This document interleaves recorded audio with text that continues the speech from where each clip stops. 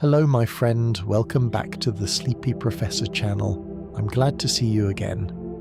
Tonight we're going to embark on a gentle journey through the warm, comforting world of bread. There's something deeply calming about bread, isn't there?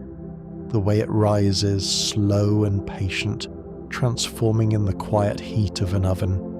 The way it smells, filling a home with the most peaceful aroma. The way it just exists, simple and nourishing, asking nothing of us but offering everything. For the next little while, just relax, settle into your pillows, let your breathing slow, and let me tell you some wonderful things about this remarkable food. Before humans ever put symbols on clay tablets, before anyone drew letters in sand, people were already making bread. Archaeological evidence shows that humans have been baking bread for at least 30,000 years. 30,000 years! That's so far back that it feels almost like a dream, doesn't it? Our ancient ancestors, living in a world so different from ours, already knew the comfort of bread. They already understood that mixing ground grains with water and applying heat could create something wonderful. Something that would sustain them through long winters and difficult times. The oldest evidence of bread making comes from a site in Jordan, a place where ancient people ground up grains and tubers, mixed them with water and baked them on hot stones. These weren't the fluffy loaves we know today, of course. They were flat, dense cakes, but they were bread nonetheless. Imagine those people so long ago discovering this process. Perhaps it happened by accident, as so many great discoveries do. Maybe someone spilled their grain paste near a fire and noticed how it hardened and became edible, even delicious. However it happened, it changed human history forever. You see, bread is so fundamental to human civilization that we can barely separate the two. When humans learned to cultivate grains and make bread, we stopped being nomadic hunters and gatherers. We settled down. We built villages, then towns, then cities. We developed agriculture, and with agriculture came everything else. Art, writing, mathematics, astronomy. All of it stems from that simple decision to stay in one place and grow grain to make bread. So when you eat a piece of bread, you're connecting with something ancient and profound, something that helped make us who we are as a species. Let's think about the process of making bread for a moment, because there's something wonderfully meditative about it. Bread requires patience. You cannot rush bread. You can try, but the bread will know, and it won't be as good. This is one of bread's gentle lessons. The dough needs time to rise, time to develop, time to become itself. In our fast world, where everything is instant and immediate, bread stands as a quiet reminder that some things are worth waiting for. The rising of bread dough is caused by yeast, those tiny, single-celled organisms that have been humanity's partners for millennia. Yeast eats the sugars in flour and produces carbon dioxide gas as a byproduct. This gas gets trapped in the gluten network of the dough, creating thousands of tiny bubbles that make bread soft and airy. But here's something beautiful. This process cannot be hurried. The yeast works at its own pace, steady and reliable.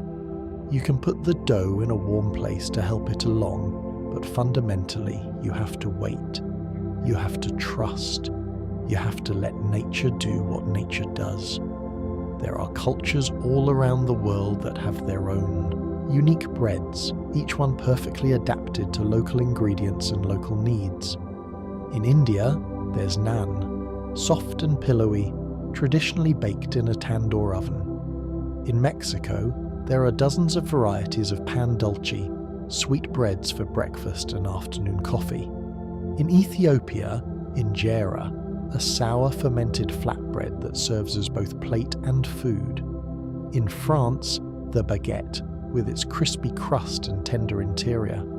In Germany, dense rye breads that can last for days. Every culture has found its own way to transform grain and water and heat into comfort. The word bread itself comes from Old English, but similar words exist in many languages, all reaching back to ancient roots. The word dough shares an origin with the word paradise in some ancient languages, which is rather lovely, isn't it? The idea that dough, that soft, yielding substance that will become bread, is somehow connected linguistically to paradise, to perfection, to a place of peace and plenty. In ancient Rome, bread was so important that the government provided free bread to citizens to prevent riots. The phrase "bread and circuses" comes from this practice. Give the people bread and entertainment, and they will be content. The Romans understood that bread was more than food. It was social stability. It was peace. It was the foundation of daily life. Roman bakers were respected professionals, members of guilds with their own special status in society. Some Roman bakeries were so sophisticated that they had their own mills right on the premises, grinding fresh flour every day. The ruins of these bakeries still exist in Pompeii, frozen in time by volcanic ash. You can still see the ovens, the millstones, even loaves of bread, carbonized but recognizable, that were baking when Mount Vesuvius erupted nearly 2,000 years ago. Let's talk about the smell of baking bread, because this might be one of the most universally beloved aromas in the world. There's actually science behind why we love it so much. When bread bakes, hundreds of chemical compounds are released into the air.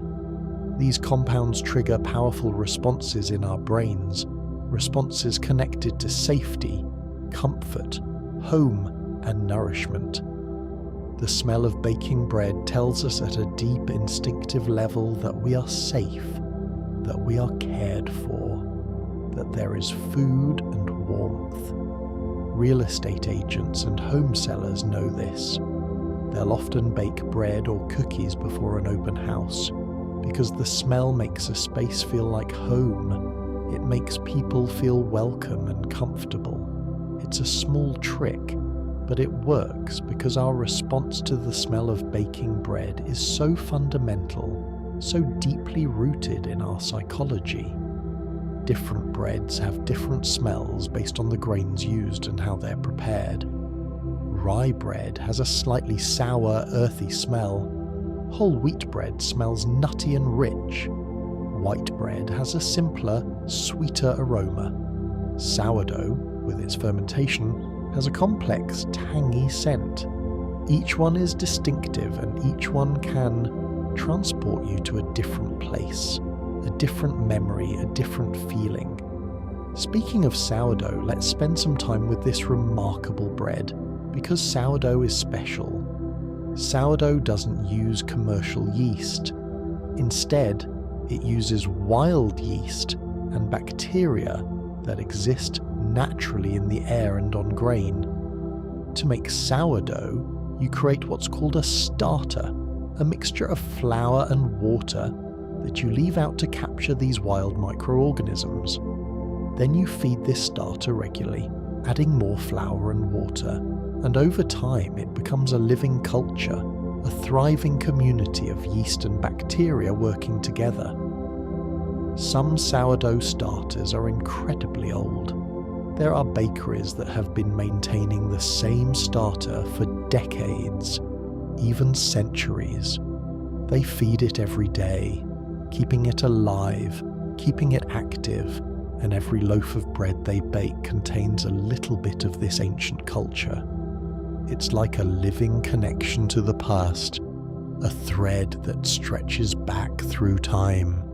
When you eat bread from such a starter, you're tasting history.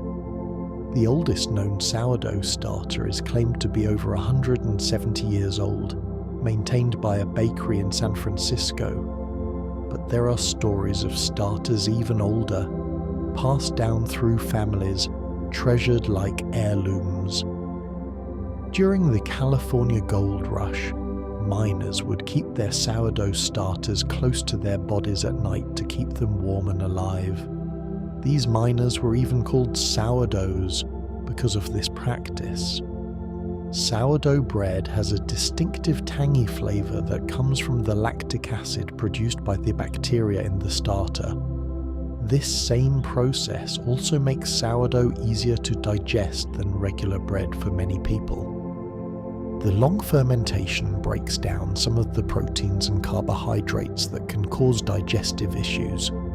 It's almost as if the bread partially digests itself before you eat it, making it gentler on your system. There's something wonderfully slow about making sourdough. From feeding the starter to mixing the dough to letting it rise, often overnight, to baking it the next day, the whole process takes time, it takes attention, it takes care. In this way, sourdough is a form of meditation, a practice that connects you to rhythms older than civilization itself. Let's think about different types of flour for a moment, because flour is the foundation of bread, and different flours create different breads with different textures and flavors. White flour is made from just the inner part of the wheat kernel, called the endosperm. It's fine and light and creates soft, fluffy breads. Whole wheat flour includes the bran and the germ as well, all the parts of the wheat kernel, which makes it more nutritious and gives it a heartier flavour and denser texture. Then there's bread flour, which has more protein than regular flour, which means more gluten, which means chewier, more structured bread. There's cake flour, with less protein, which makes tender cakes but wouldn't work well for bread. There's rye flour, made from rye grain instead of wheat, which creates dark, dense breads with a distinctive flavour. There's spelt flour, an ancient grain that some people find easier to digest. There's barley flour, oat flour, corn flour, rice flour. Each one brings its own character to bread. In many parts of the world, wheat isn't the main grain for bread. In parts of Africa, bread is made from millet or sorghum. In parts of Asia, rice flour is common. In the Americas, corn has been the traditional grain for thousands of years. Each culture has worked with what grows well in their climate and soil, and each has developed unique and wonderful breads as a result. Gluten is a word you hear a lot these days, often in negative contexts, but let's talk about what gluten actually is and what it does, because it's quite remarkable. Gluten is a protein that forms when you mix wheat flour with water and knead it. As you knead, two proteins in the flour, glutenin and gliadin, link together to form long, elastic strands of gluten. This gluten network is what gives bread its structure. It traps the gas produced by yeast, allowing the bread to rise. It gives bread its chewy texture. Without gluten, you can't make traditional bread. Kneading dough is itself a meditative activity. The rhythmic pushing and folding, the way the dough changes under your hands, becoming smoother and more elastic. You can feel the gluten developing. The dough starts out rough and shaggy, and gradually becomes smooth and supple. It's a transformation you can touch, a small miracle happening right in your hands. Some breads require very little kneading. No-knead breads have become popular in recent years. These breads use time instead of kneading to develop gluten. You mix the ingredients, then let the dough sit for 12 to 18 hours. During this long rest, The gluten develops on its own, slowly forming those elastic strands without any work from you. It's bread for patient people, bread that teaches us that time can do the work if we let it. Let's talk about the crust of bread for a moment. That golden, crispy exterior is created by a process called the Maillard reaction, a chemical reaction between amino acids and sugars that happens at high temperatures. This same reaction is responsible for the browning of seared meat, the color of roasted coffee, the golden surface of cookies. It creates hundreds of new flavor compounds, which is why the crust of bread tastes different and more complex than the soft interior. Some people love the crust, seeking out the crustiest breads, the baguettes with the shattering exterior, the artisan loaves with the thick, chewy crust. Others prefer soft crust or no crust at all, cutting it away. There's no right or wrong. Bread accepts all preferences. It doesn't judge. In medieval Europe, bread trenchers were used instead of plates. These were thick slices of stale bread that served as edible plates. You'd put your food on the trencher, and by the end of the meal it would have soaked up all the juices and flavours. Then you'd either eat it yourself or give it to the poor. It was a practical solution in a time when dishes were expensive and not everyone had them. The quality of bread you ate in medieval times was a marker of social class. The wealthy ate white bread made from finely ground wheat flour. The poor ate dark bread made from rye or barley, often mixed with beans or other fillers. The very poorest ate bread made from whatever they could get, sometimes including sawdust or ground bark in times of famine. But everyone ate bread. It was the foundation of every meal, the staff of life as it was called. That phrase, the staff of life, is old and appears in the Bible and many other ancient texts.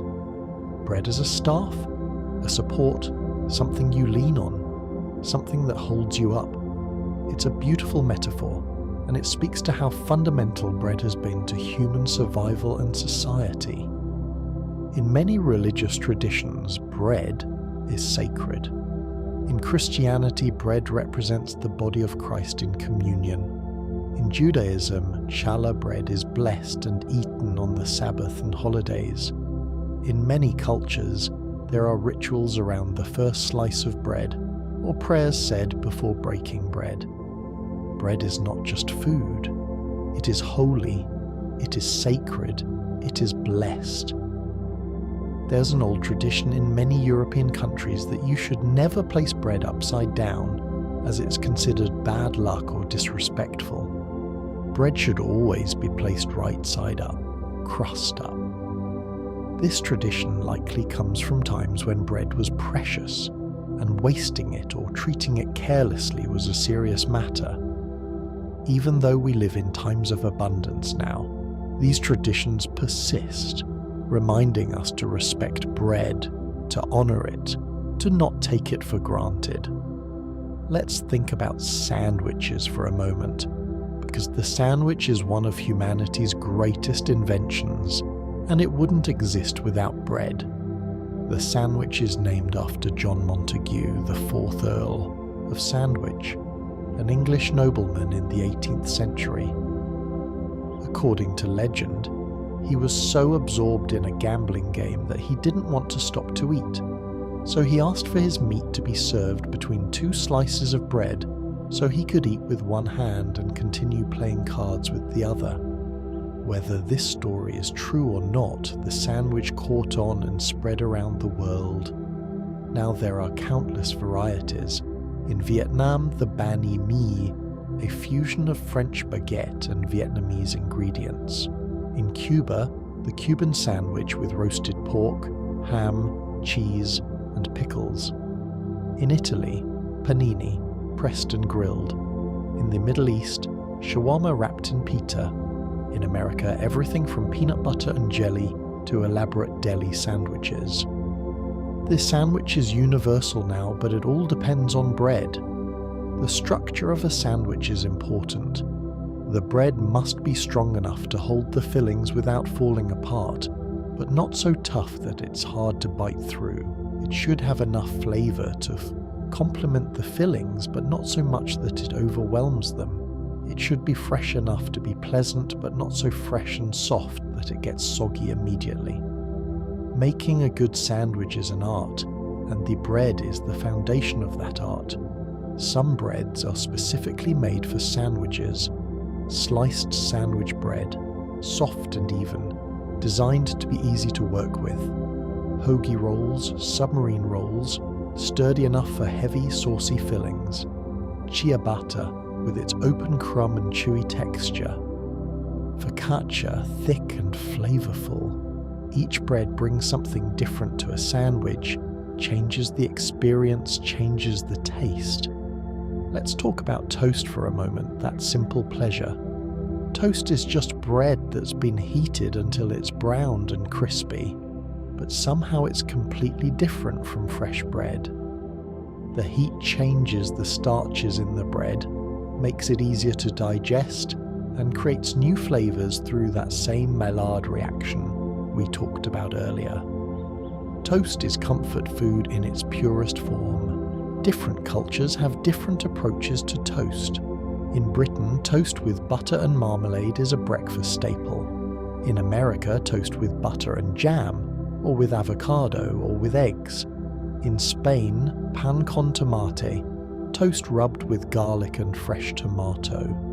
In Australia, toast with Vegemite. Each culture has found its own perfect way to dress toast. The perfect piece of toast is a matter of personal preference. Some people like it barely toasted, just warmed and slightly golden. Others like it dark and crunchy, almost burnt. There's no wrong answer. Toast is democratic. Toast accepts everyone. There's something deeply satisfying about the crunch of biting into toast, the way it shatters slightly under your teeth, the way the butter melts into it if you apply it while the toast is still hot. It's a small, simple pleasure, but it's a real one. In difficult times, a piece of toast and a cup of tea can feel like everything you need. Bread has been used as a metaphor in language and literature for centuries. Breaking bread means sharing a meal, building community, making peace. Bread and butter means the basics, the fundamentals, what you need to survive.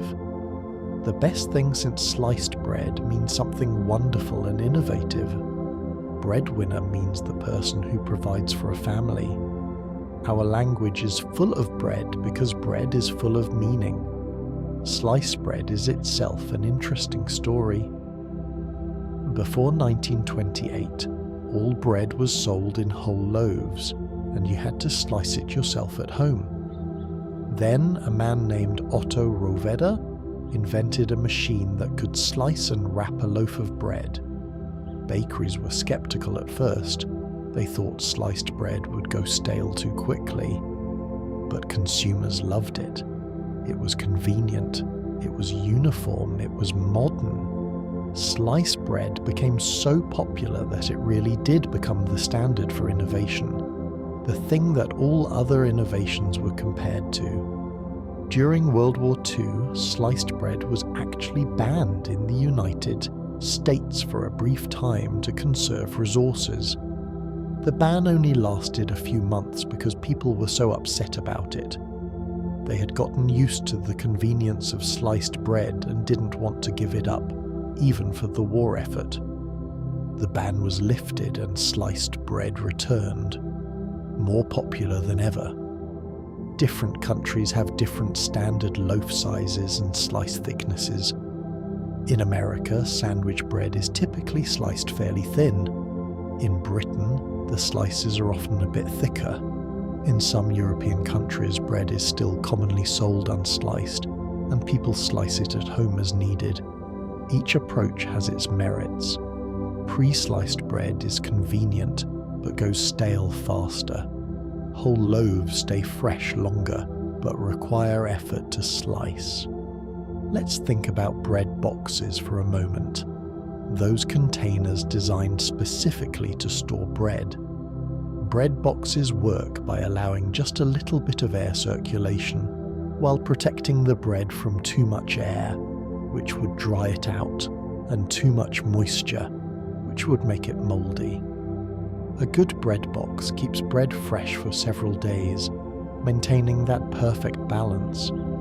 Before bread boxes, people stored bread in all sorts of ways: in earthenware crocks, in wooden bins, wrapped in cloth, hung from the ceiling to keep it away from mice. Each culture developed its own methods based on climate and available materials. In dry climates, keeping bread moist was the challenge. In humid climates, keeping it from molding was the issue. Stale bread is not the same as moldy bread, and this is important to understand. Stale bread is bread that has dried out and become hard, but it's still perfectly safe to eat. Moldy bread, on the other hand, should be thrown away entirely, because mold can spread invisible threads throughout the loaf. But stale bread can be revived and used in many wonderful ways. Bread pudding is one of the great uses for stale bread. You take the hard bread, soak it in a mixture of milk, eggs, and sugar, add raisins or other fruits, if you like, and bake it. The bread softens and absorbs all those flavors and becomes something rich and custardy and delicious. It's a perfect example of how cooking is often about using what you have, not wasting anything, transforming the ordinary into something special. French toast is another wonderful use for stale bread. The bread is dipped in beaten eggs, sometimes with milk and cinnamon added, then fried in butter until golden. This slightly dry texture of stale bread actually works better for French toast than fresh bread, because it absorbs the egg mixture without falling apart. It's thrift and deliciousness combined. Croutons are another stale bread transformation. Cut the bread into cubes, toss with oil and seasonings, bake until crispy, and you have perfect little nuggets to add to salads or soups. They add crunch and substance and turn something that might have been thrown away into something valuable. In Italy, there's a soup called papa al pomodoro that's made from stale bread, tomatoes, garlic, and basil. The bread dissolves into the soup, thickening it, giving it body. It's peasant food invented by people who couldn't afford to waste anything, and it's absolutely delicious. Some of the best foods in the world come from this tradition of using everything, wasting nothing, respecting the food you have. Breadcrumbs are the final form of bread, the last use. When bread is too stale even for bread pudding, you can dry it completely and grind it into crumbs. These crumbs can be used to coat foods for frying, to top casseroles, to add texture to meatballs or meatloaf, to thicken sauces. Breadcrumbs are in countless recipes, and most people don't even think about the fact that they're eating bread. The bread has transformed completely, but it's still there, still nourishing, still valuable. In Japan, panko breadcrumbs are made from a special bread that's cooked using electrical current instead of heat. This creates a bread with no crust, and when it's ground into crumbs, the result is lighter and flakier than regular breadcrumbs. Panko is used for coating fried foods and creates an incredibly light, crispy texture. It's a perfect example of how even something as simple as breadcrumbs can be refined and perfected. Let's talk about flatbreads now, because flatbreads are the oldest form of bread and they're still made all over the world. Flatbreads don't rise, or they rise only slightly. They're quick to make and don't require an oven. You can cook them on a flat stone over a fire, which is how they were made for thousands of years. Tortillas are flatbreads made from corn or wheat, essential to Mexican cuisine. Naan is a flatbread, traditionally slapped onto the walls of a tandoor oven where it cooks in minutes. Pita is a flatbread that puffs up as it bakes, creating a pocket perfect for filling. Lavash is a thin, soft flatbread from Armenia and surrounding regions. Roti is an everyday flatbread in India and many other South Asian countries. Flatbreads are democratic breads. They don't require special equipment or complicated techniques. A hot surface, some dough, and you have bread. This is why flatbreads are found in cultures all over the world, in every climate, at every economic level. They're accessible, they're practical, they're good. There's something beautiful about watching someone make flatbreads by hand. The way they shape the dough, so quick and practiced. The way they slap it onto the hot surface. The way it bubbles and browns in seconds. It's a skill passed down through generations, mother to daughter, father to son, a skill that connects modern cooks to ancestors stretching back thousands of years. In many cultures, making bread is a communal activity. In Morocco, many families don't have ovens at home, so they prepare their bread dough and take it to a communal oven where the baker cooks it for them. Each family marks their loaves so they can identify them when they come back to pick them up. It's a social activity, a time to talk with neighbours, to be part of a community. In some Scandinavian countries, there's a tradition of baking bread together several times a year, making enough to last for months. The bread is stored in the rafters of the house, where the dry air keeps it from spoiling. This was especially common in remote areas where people might be snowed in for long periods and needed to ensure they had bread no matter what. The texture of bread varies enormously from type to type. Some breads, like brioche, are so soft and light they're almost like cake. Brioche is enriched with butter and eggs, which makes it rich and tender. It's the basis for French toast in fancy restaurants, for bread pudding, for burger buns in upscale places. It's bread that's crossed over into the territory of pastry. Other breads are dense and heavy, meant to fill you up and stick with you. German pumpernickel is so dark and dense it's almost black. It's made from coarse rye flour and has a slightly sweet, earthy flavour. A thin slice of pumpernickel can be surprisingly filling. It's bread that takes itself seriously, bread with gravitas. Then there are breads with an open, airy crumb, like ciabatta. When you slice ciabatta, you see large, irregular holes throughout the interior. This texture comes from high hydration, meaning the dough has a lot of water in it, and from gentle handling that doesn't deflate all the bubbles the yeast has created. Ciabatta is perfect for soaking up olive oil or the juice from a tomato salad. Those holes aren't a flaw, they're the whole point. Focaccia is similar to ciabatta, but thicker and usually topped with olive oil, salt and herbs, sometimes with olives or tomatoes pressed into the top. It's bread as a canvas. You can put almost anything on focaccia. Some bakers create art with their focaccia toppings, arranging vegetables and herbs into intricate patterns. The bread becomes almost too beautiful to eat. Almost.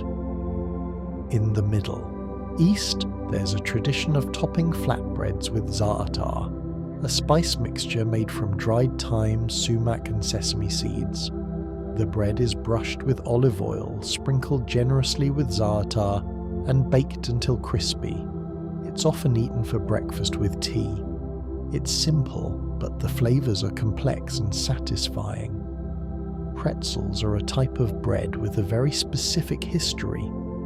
They were invented by monks in medieval Europe and the twisted shape is said to represent arms crossed in prayer.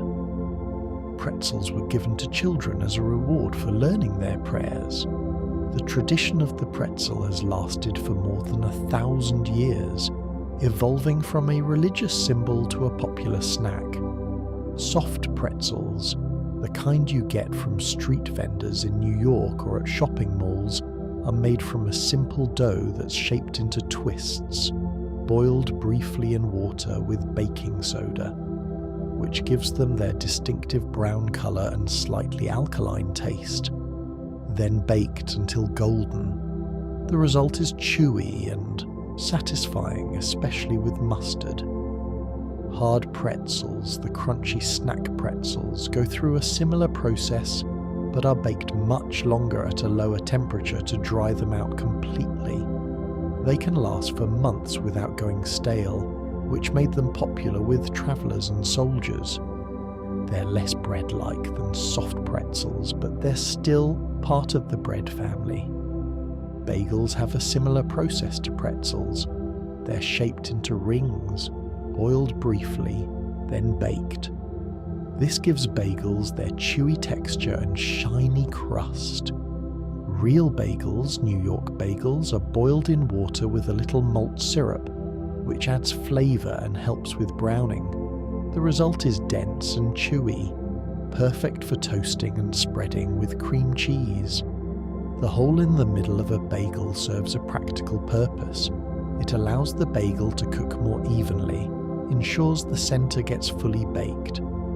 But it also serves a historical purpose. In old Poland, where bagels originated, they were sold on strings hung from poles or pushed onto wooden sticks. The hole made this possible. Form and function working together. Different cities have different bagel traditions. Montreal bagels are smaller and sweeter than New York bagels, baked in wood-fired ovens. They're boiled in water with honey, which gives them a distinctive flavour. Montreal and New York have a friendly rivalry about whose bagels are better. The truth is they're both good, just different. Let's talk about the sound of bread. The crackle of a fresh baguette as you tear it. The crunch of toast. The soft whisper of slicing through a pillowy loaf of white bread. The pop of air pockets breaking in focaccia. Bread makes music. Quiet music, the kind you have to listen for, but it's there. In France, there are laws about what can be called a baguette.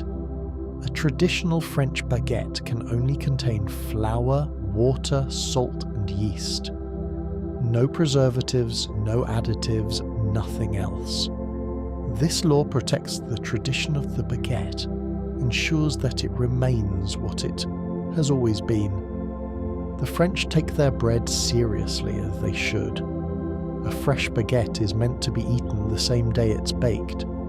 By the next day it's already going stale, and by the day after that it's hard as a rock. This is actually by design. The lack of fat and preservatives means the bread doesn't last long, which means you have to buy it fresh, which means bakeries have a steady stream of customers, which keeps them in business.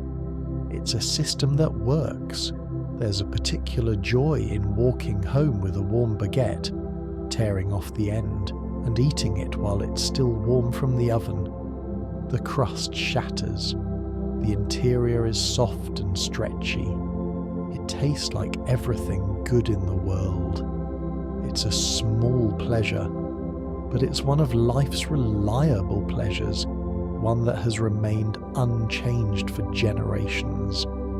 In Portugal, there's a bread called broa, made from corn and rye flour. It's dense and slightly sweet, with a distinctive yellow colour from the cornmeal. It's traditionally baked in round loaves and served with soups and stews. Every region of Portugal has its own version of broa, its own particular recipe passed down through families. In Greece, there's a bread called lagana, a special flatbread that's only made on Clean Monday, the first day of Lent. It's topped with sesame seeds and has a chewy texture. Eating lagana on Clean Monday is a tradition that goes back centuries. It marks the beginning of the fasting period before Easter, a time of reflection and simplicity, and the bread itself is simple, made without any animal products. In Russia, there's a bread called borodinsky, a dark rye bread flavored with molasses and coriander seeds. It's dense and slightly sweet, with a complex flavor that develops over days. Borodinsky bread is often served with soup or smoked fish. It's a bread that can stand up to strong flavors, a bread with character. In Ireland, there's soda bread, a quick bread leavened with baking soda instead of yeast. Traditional Irish soda bread contains just 4 ingredients: flour, baking soda, salt, and buttermilk. It's mixed, shaped, scored with a cross on top, and baked. No kneading, no rising time, no waiting. It's ready in about an hour from start to finish. It's bread for when you need bread right now. The cross scored on top of soda bread has different explanations. Some say it's to let the fairies out. Some say it's to ward off evil spirits. Some say it's simply to help the bread bake evenly and allow steam to escape. Whatever the reason, it's traditional, and most people continue to do it, even if they don't know why. In the American South, there's cornbread, made from cornmeal instead of wheat flour. Southern cornbread is usually made in a cast iron skillet, which gives it a crispy bottom and edges. Some recipes include sugar, making it sweeter. Others have no sugar at all, keeping it savory. People have strong opinions about cornbread, about whether it should be sweet or not, about whether it should have corn kernels in it or not. These debates have no resolution, because cornbread, like all bread, is personal. Cornbread is often served with chili, with barbecue, with greens. It's used to soak up pot liquor, the flavourful liquid left over from cooking collard greens or other vegetables. A piece of cornbread in a bowl of pot liquor is simple food, humble food, but it's deeply satisfying. In Native American traditions, there are many types of bread, often made from corn. Fry bread is a flat bread that's fried in oil until it puffs up and becomes golden and crispy. It has a complicated history, as it was created by Native Americans who were forced onto reservations and given rations of flour, sugar, salt, and lard. They created fry bread from these ingredients, and it became an important food, though it also represents a painful time in history. Today, fry bread is served at powwows and Native American gatherings, topped with honey or powdered sugar for a sweet version, or with beans, meat, cheese, and vegetables for Indian tacos. It's become a symbol of survival and resilience, of taking what was given and making something meaningful from it. Let's talk about the temperature of bread. Fresh from the oven, bread can be almost too hot to touch. The interior can be close to 200 degrees. As it cools, the starches in the bread continue to set, and the texture continues to develop. This is why bakers say you should let bread cool completely before slicing it, though most of us can't wait that long. Room temperature bread is at its best. The flavors are balanced, the texture is perfect, it's neither too soft nor too hard. This is the temperature at which bread is usually served, the temperature at which bread is most itself. Cold bread is different. Refrigerating bread actually makes it go stale faster, which seems counterintuitive, but it's true.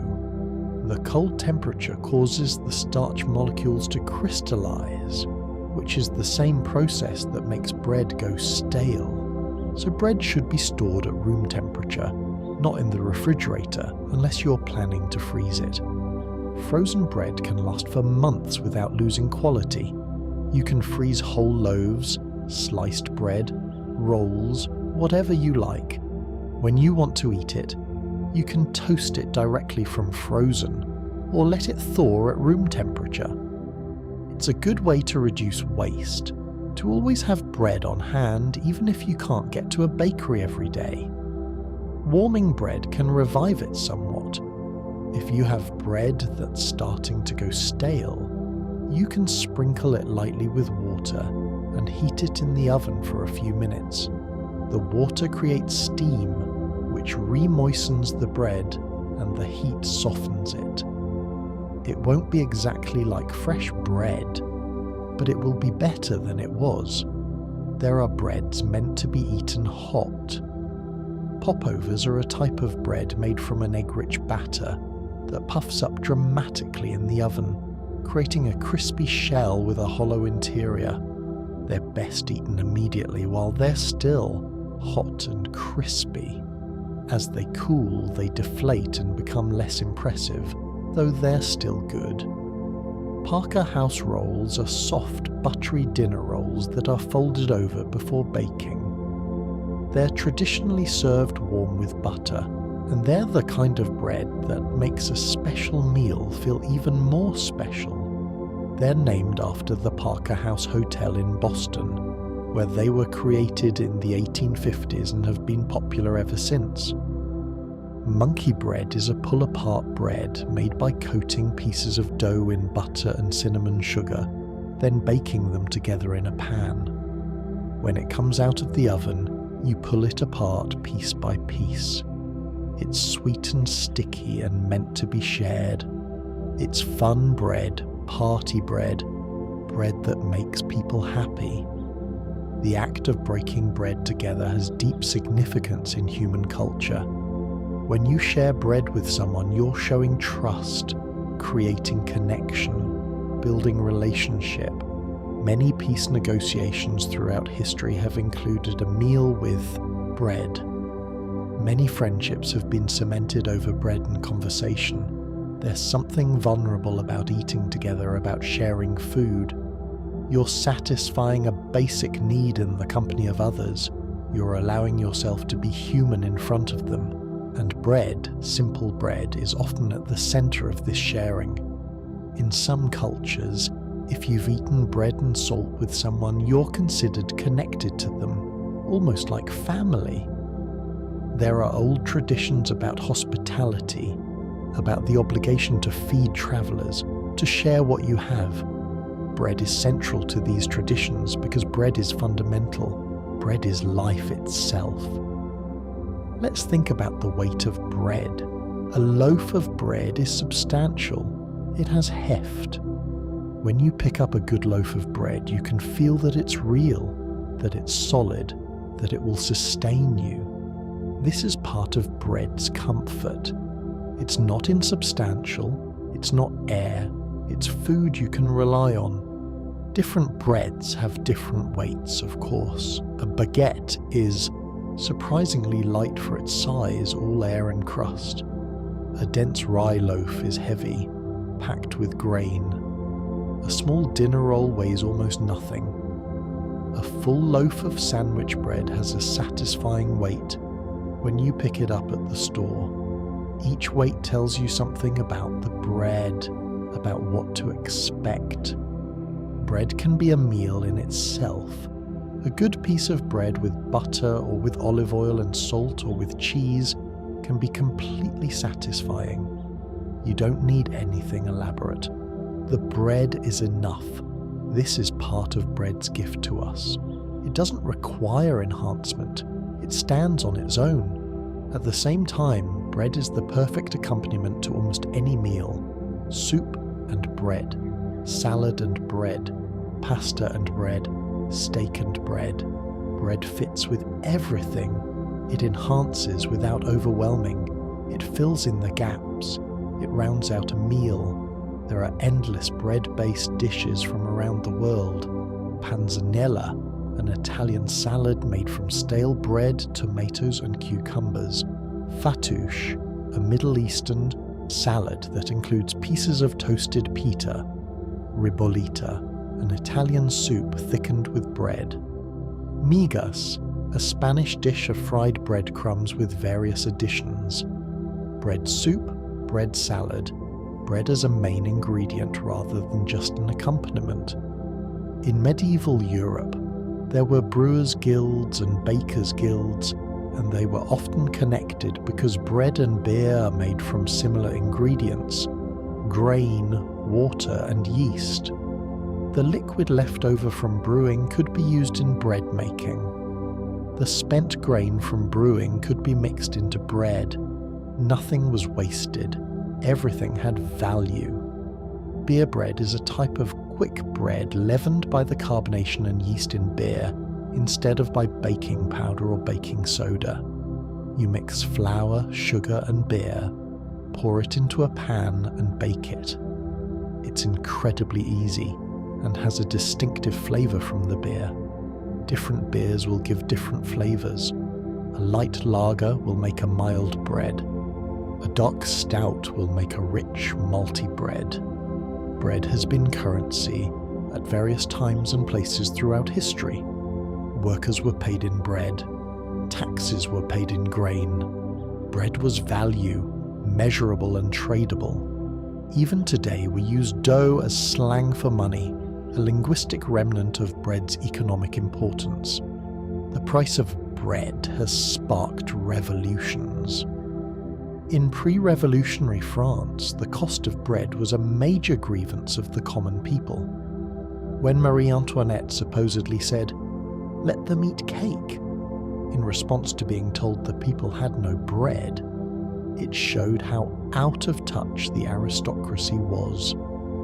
Whether she actually said this is disputed, but the story persists because it captures something true about that time and place.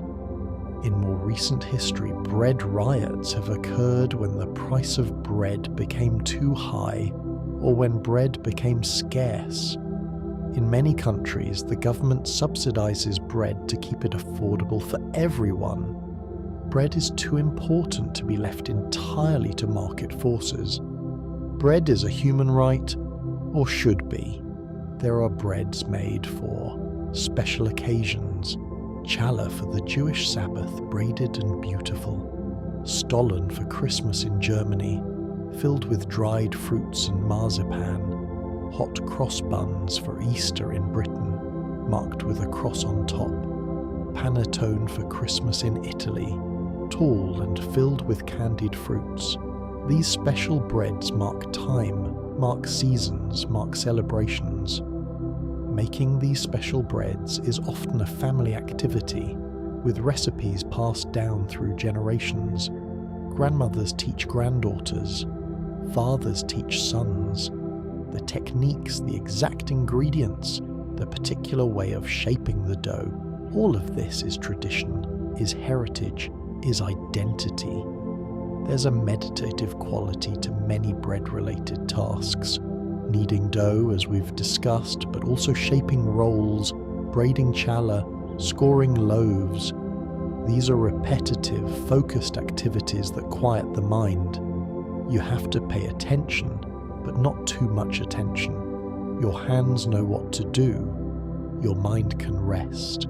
In bakeries, bakers often start work in the middle of the night, mixing dough, shaping loaves, getting everything ready so bread will be fresh when the shop opens in the morning. It's solitary work, done while the rest of the world sleeps. There's something peaceful about it, working alone in a warm kitchen, the only sounds being the mixer and the oven. The smell of a bakery in the early morning, when the first loaves are coming out of the oven, is one of the great smells of the world. It's hope and comfort and home all at once. People who live near bakeries often wake to this smell, and it becomes part of the rhythm of their days, as reliable as sunrise. Bread is made in homes, in small bakeries, and in huge industrial facilities. All of it is bread. The bread from a factory, sliced and wrapped in plastic, is not lesser bread. It serves its purpose. It feeds people. It makes sandwiches possible for millions of people every day. There's room in the world for all kinds of bread. That said, there's something special about artisans' bread. Bread made by hand in small batches. Bread where you can taste the care that went into it. These breads often have names, not just types, but names given by the bakers who created them. They're expressions of creativity, of skill, of passion. Many modern bakeries use a combination of old and new techniques. They might start with a traditional recipe, then use modern equipment to improve consistency or efficiency. They might use ancient grains but modern milling techniques. There's no one right way to make bread. Bread evolves, as it always has. Ancient grains have become popular again in recent years. Einkorn, emmer, spelt. These are grains that were cultivated thousands of years ago, but fell out of favour when modern wheat was developed. Now people are rediscovering them, appreciating their unique flavours and nutritional qualities. It's a kind of return to roots, a connection to the bread our distant ancestors ate. Bread is patient with us. If you forget about your dough and let it rise too long, you can punch it down and let it rise again. If you don't knead it enough, you can knead it more.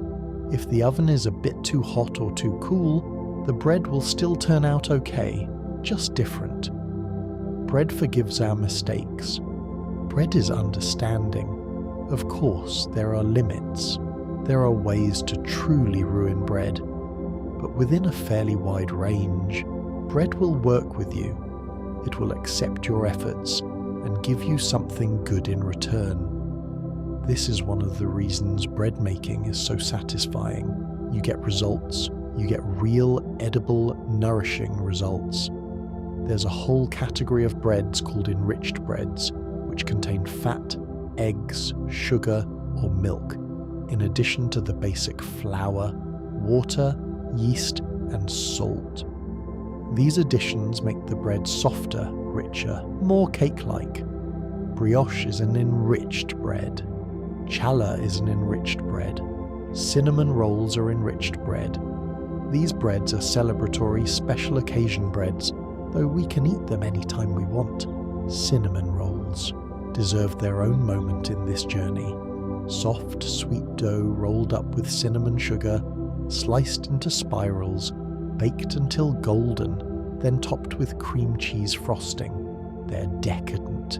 They're generous. They're a bit absurd in the best possible way. A cinnamon roll says, "Life is short. Eat dessert for breakfast."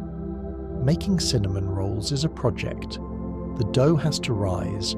You roll it out, spread it with butter and cinnamon sugar. Roll it back up, cut it, let the slices rise again. Bake them, make the frosting, spread it on while the rolls are still warm. It takes hours. But at the end you have cinnamon rolls and all that time seems worth it. There are regional variations on cinnamon rolls. In Sweden they make kanelbullar, which are similar but often flavoured with cardamom as well as cinnamon, and topped with pearl sugar instead of frosting. They're a bit less sweet, a bit more refined, but still absolutely delicious. Let's talk about sourdough discard for a moment, because this is something many people don't know about. When you maintain a sourdough starter, you have to discard some of it regularly before feeding it, or else you'd end up with an absurd amount of starter. This discarded starter is still full of flavour and can be used in all sorts of recipes. Pancakes, waffles, crackers, muffins, even chocolate cake. Nothing needs to be wasted. There are entire cookbooks dedicated to sourdough discard recipes. It's a creative challenge, figuring out how to use this ingredient that's tangy and already partially fermented. It adds complexity to baked goods, a depth of flavour that you can't quite identify but that makes everything taste more interesting. This idea of using everything, wasting nothing, is central to traditional bread baking. Bakers have always been resourceful, have always found ways to use every bit of flour, every crust, every crumb. It's a mindset that's valuable beyond just baking, a mindset of respect for resources, for food, for the work that goes into making things. Bread connects us to farmers, to the people who grow the wheat, who tend the fields, who harvest the grain. Most of us never think about this, but our bread starts in a field somewhere, starts with soil and sun and rain and the labour of farming. When you eat bread, you're eating the product of the earth and of human effort. Wheat fields have a particular beauty. The golden waves of ripe wheat moving in the wind, the sound it makes, a soft rustling, the way the light catches it. These fields have been painted by artists, photographed, written about.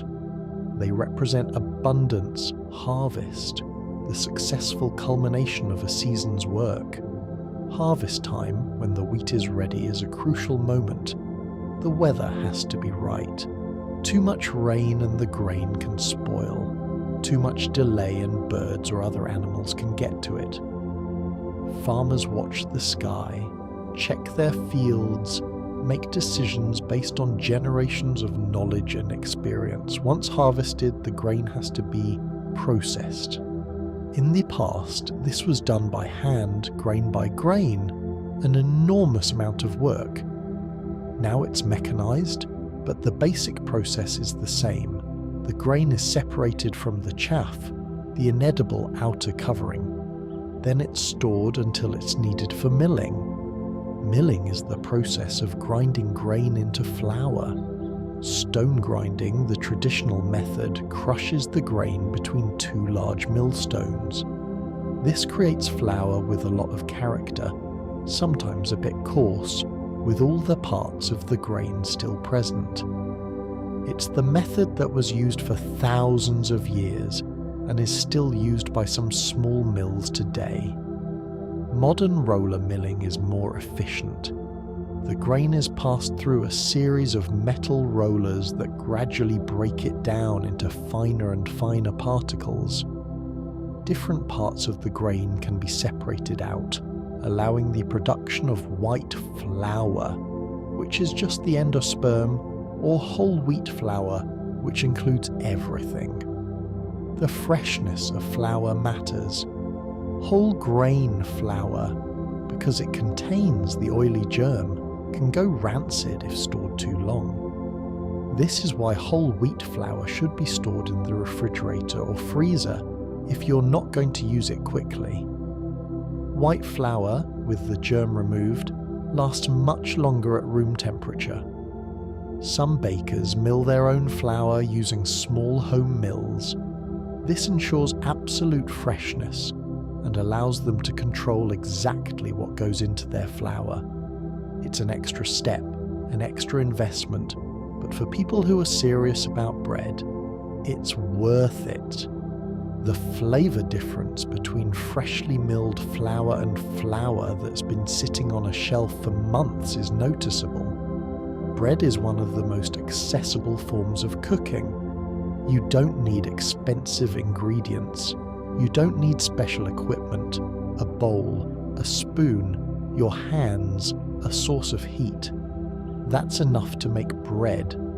This democratic nature of bread is part of its beauty. Anyone can do it. Everyone should have the chance to do it. At the same time, bread making can be elevated to an art form. Professional bakers spend years perfecting their craft, learning the subtle variations in technique that produce exceptional bread. They understand their ingredients at a deep level. They can feel when dough is ready just by touching it. They know their ovens intimately, know which spot bakes hotter, which cooler. There's a Japanese concept called shokunin, which roughly translates to artisan, but carries deeper meaning.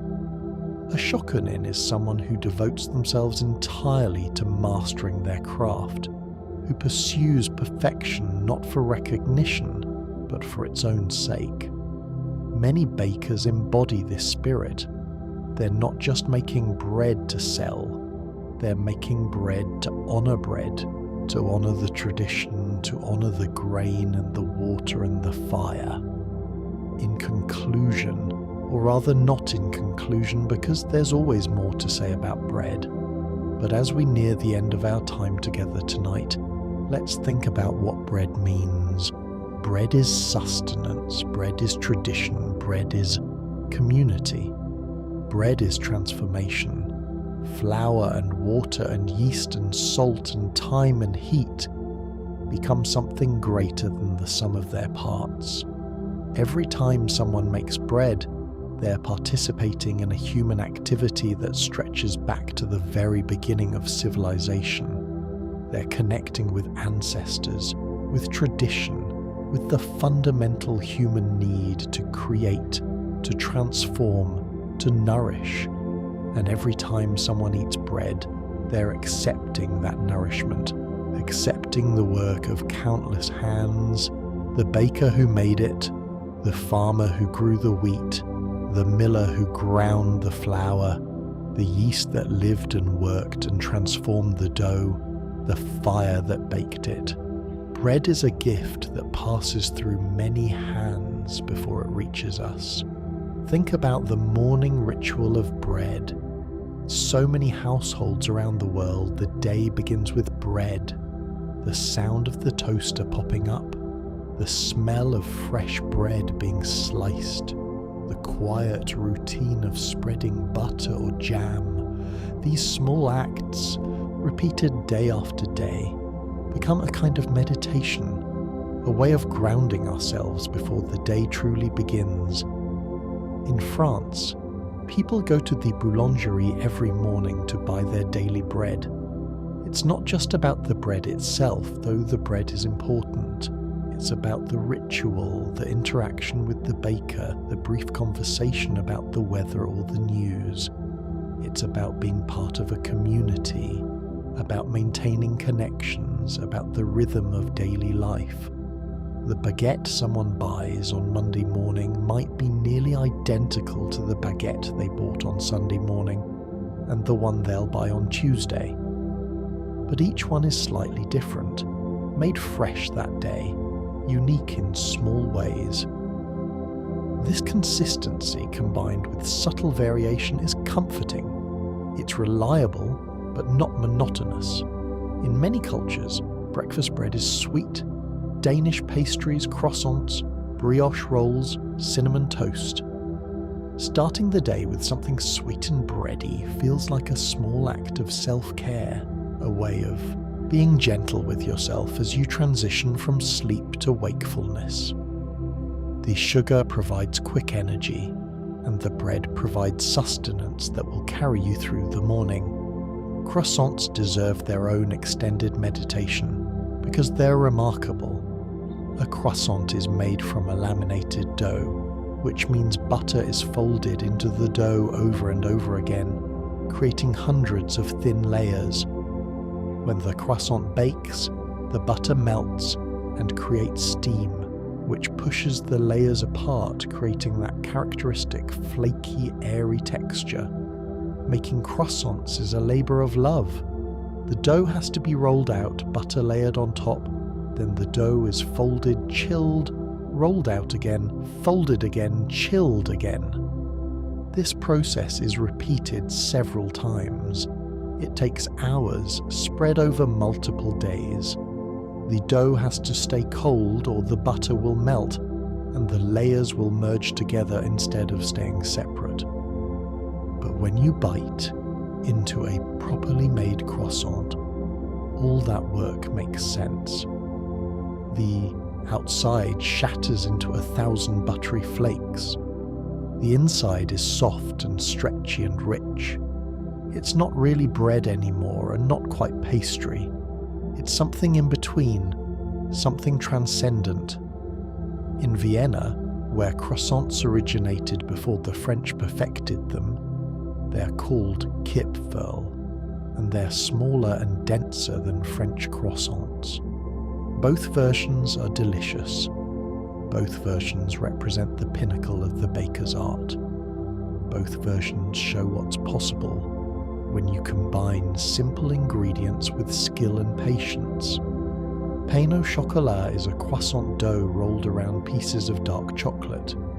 When it bakes, the chocolate melts slightly, becoming rich and intense against the buttery dough. It's breakfast and dessert combined. It's pragmatic and indulgent at once. The French have a wonderful ability to make even practical things elegant. In Spain, they have a similar pastry called Napolitana, though it's usually filled with chocolate cream or custard instead of solid chocolate. In Italy, there's cornetto, which is like a croissant but made with a slightly different dough and often filled with jam or cream. Every culture that encountered croissant dough found ways to make it their own. Let's think about bread and cheese together, because this is one of the great food combinations. The starch and protein of bread, the fat and protein of cheese, they complement each other perfectly. A piece of bread and cheese can be a complete meal.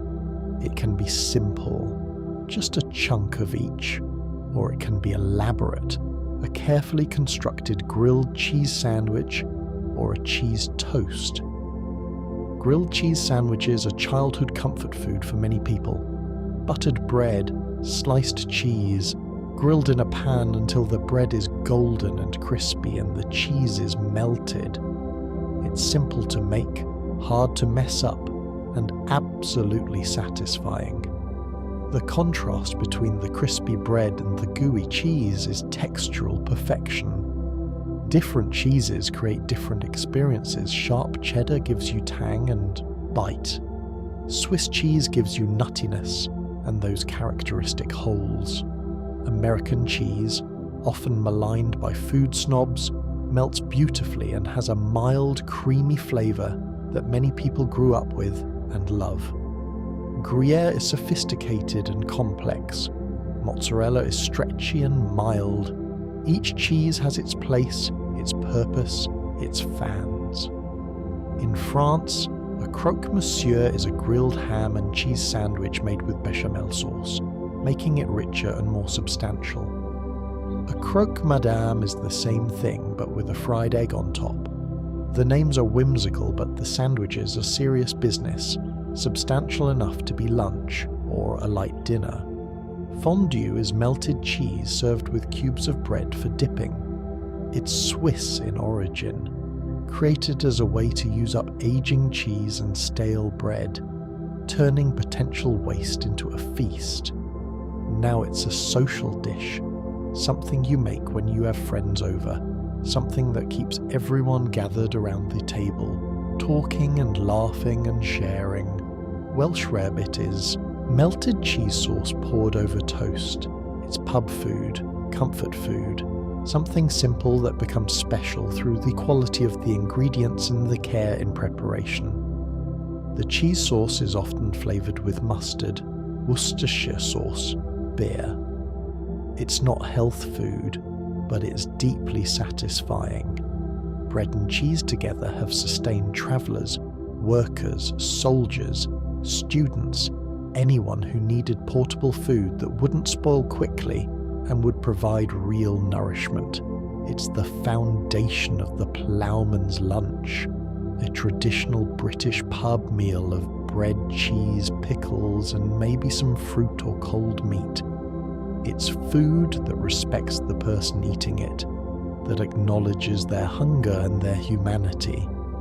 Let's talk about bread pudding in more detail because it deserves more attention. Bread pudding takes stale bread and transforms it into something custardy and sweet and wonderful. The bread absorbs a mixture of milk, eggs, and sugar, often with vanilla, cinnamon, and raisins or other dried fruit added. Then it's baked until the top is golden and crispy, and the inside is soft and rich. There are as many variations of bread pudding as there are cooks who make it. Some people use brioche or challah for extra richness. Some people add chocolate chips.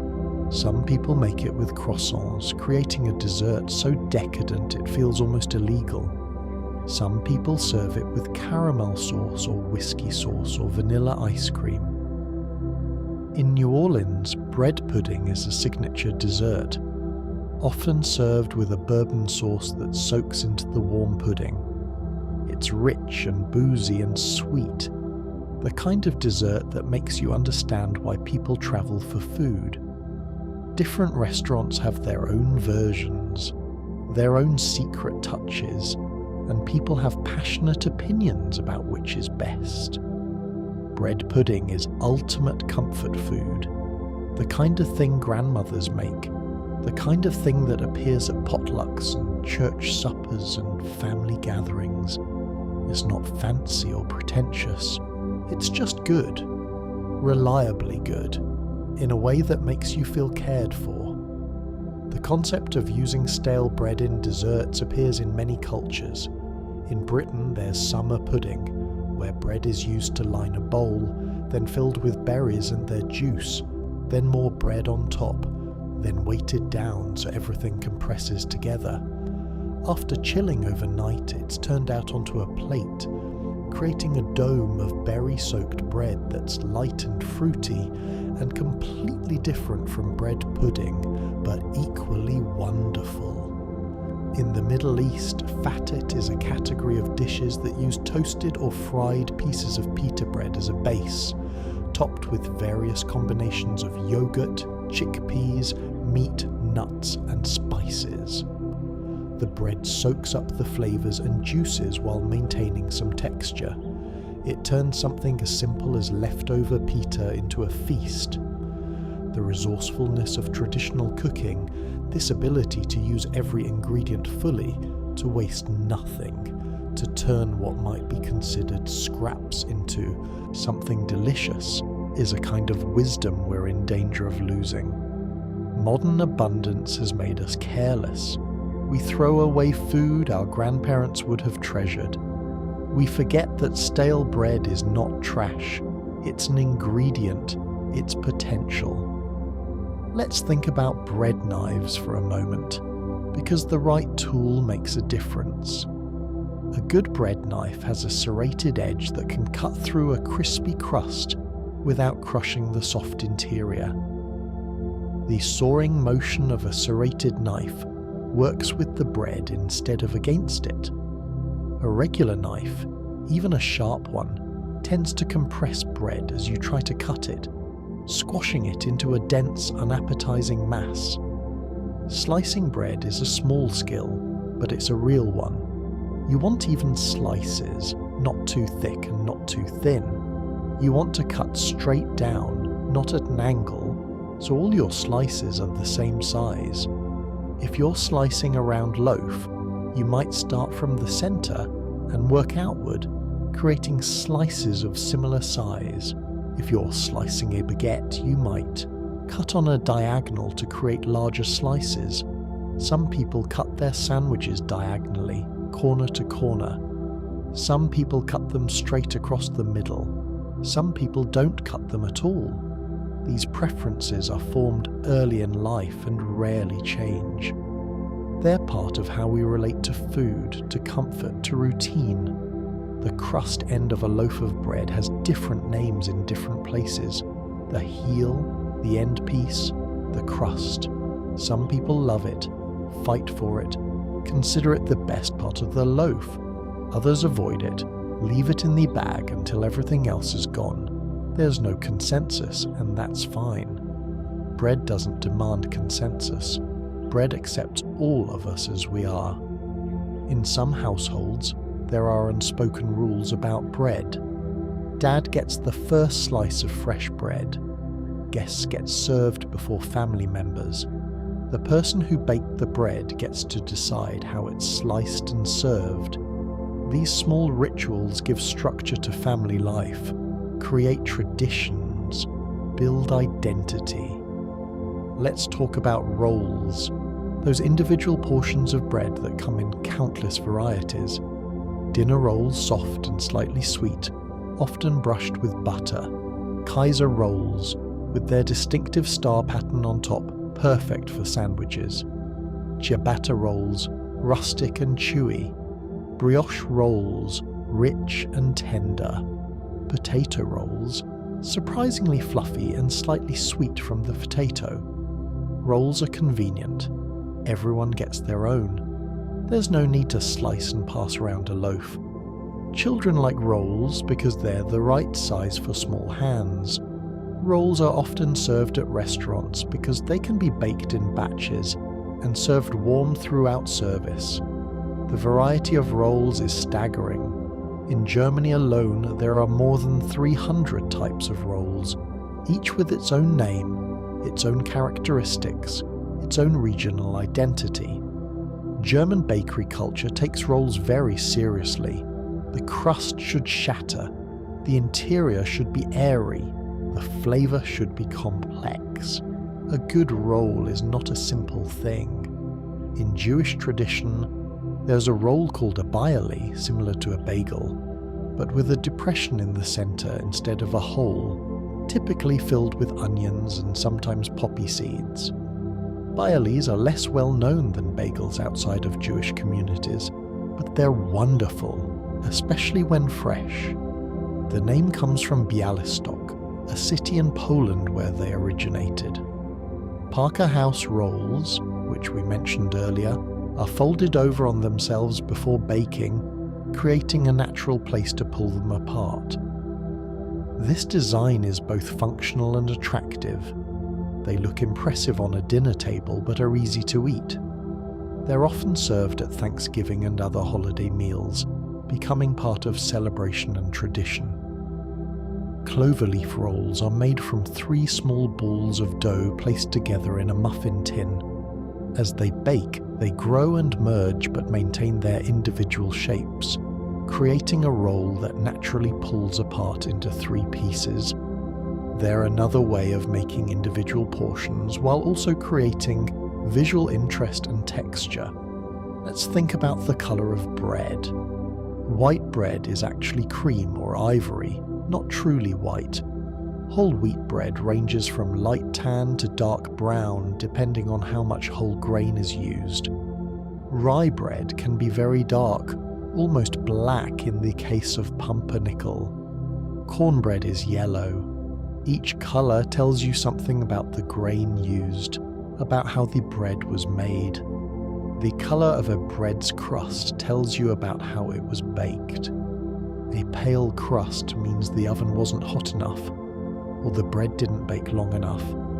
A golden brown crust is ideal, showing that the Maillard reaction happened fully, creating all those complex flavours. A very dark or burned crust means the oven was too hot, or the bread baked too long.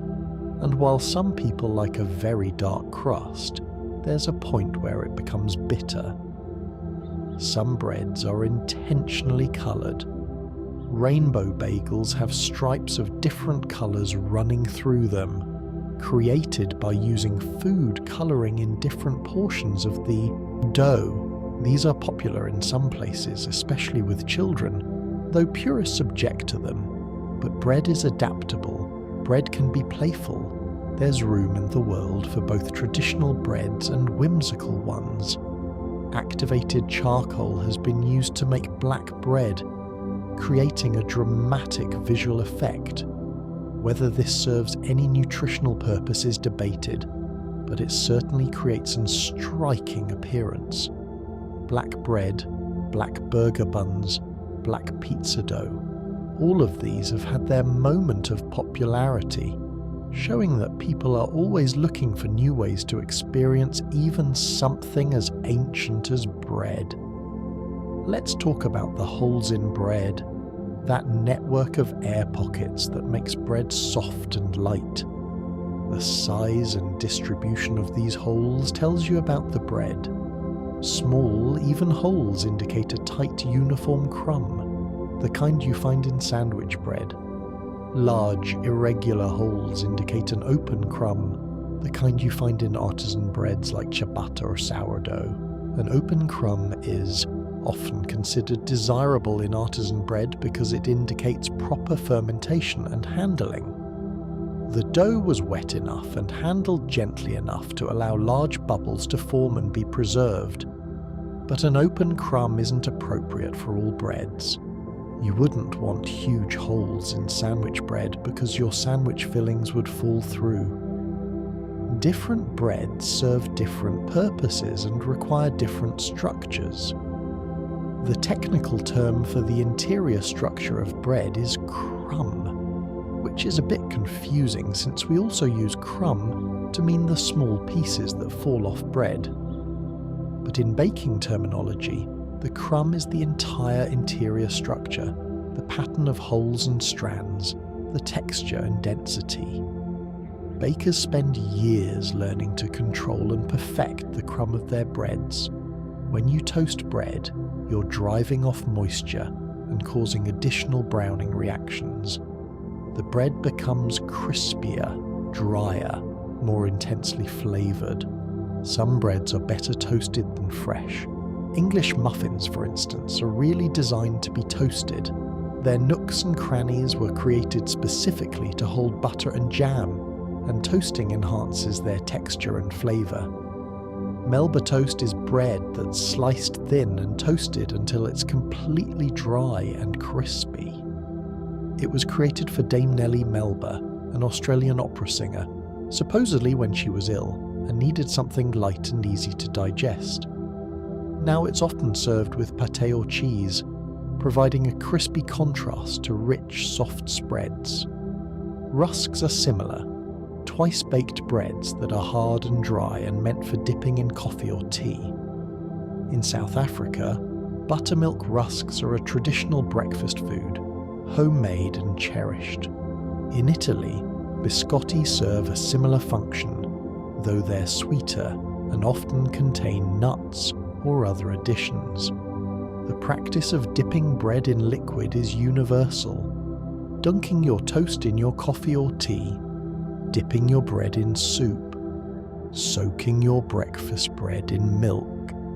Babies are often given rusks or dwebak to dip in milk or juice, providing easy nourishment for those just learning to eat solid food. There's something primal about softening hard food with liquid, something that speaks to the earliest days of human eating.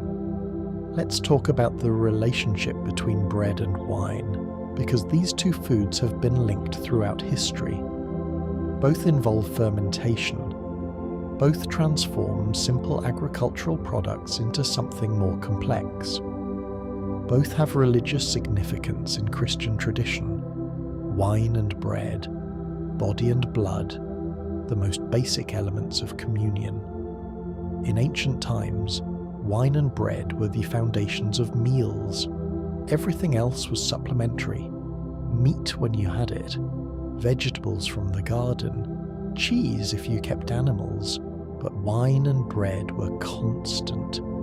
They were what you could count on, what you could store, what would sustain you through the winter.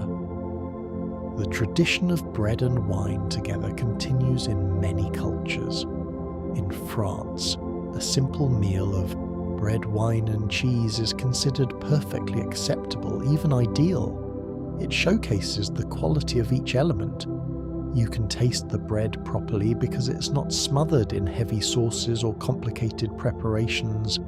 You can appreciate the wine because it's paired with neutral, complementary flavors. There's a type of Italian bread called pane di vino, bread made with wine instead of water. It has a distinctive flavor and a purple or reddish tint from the red wine.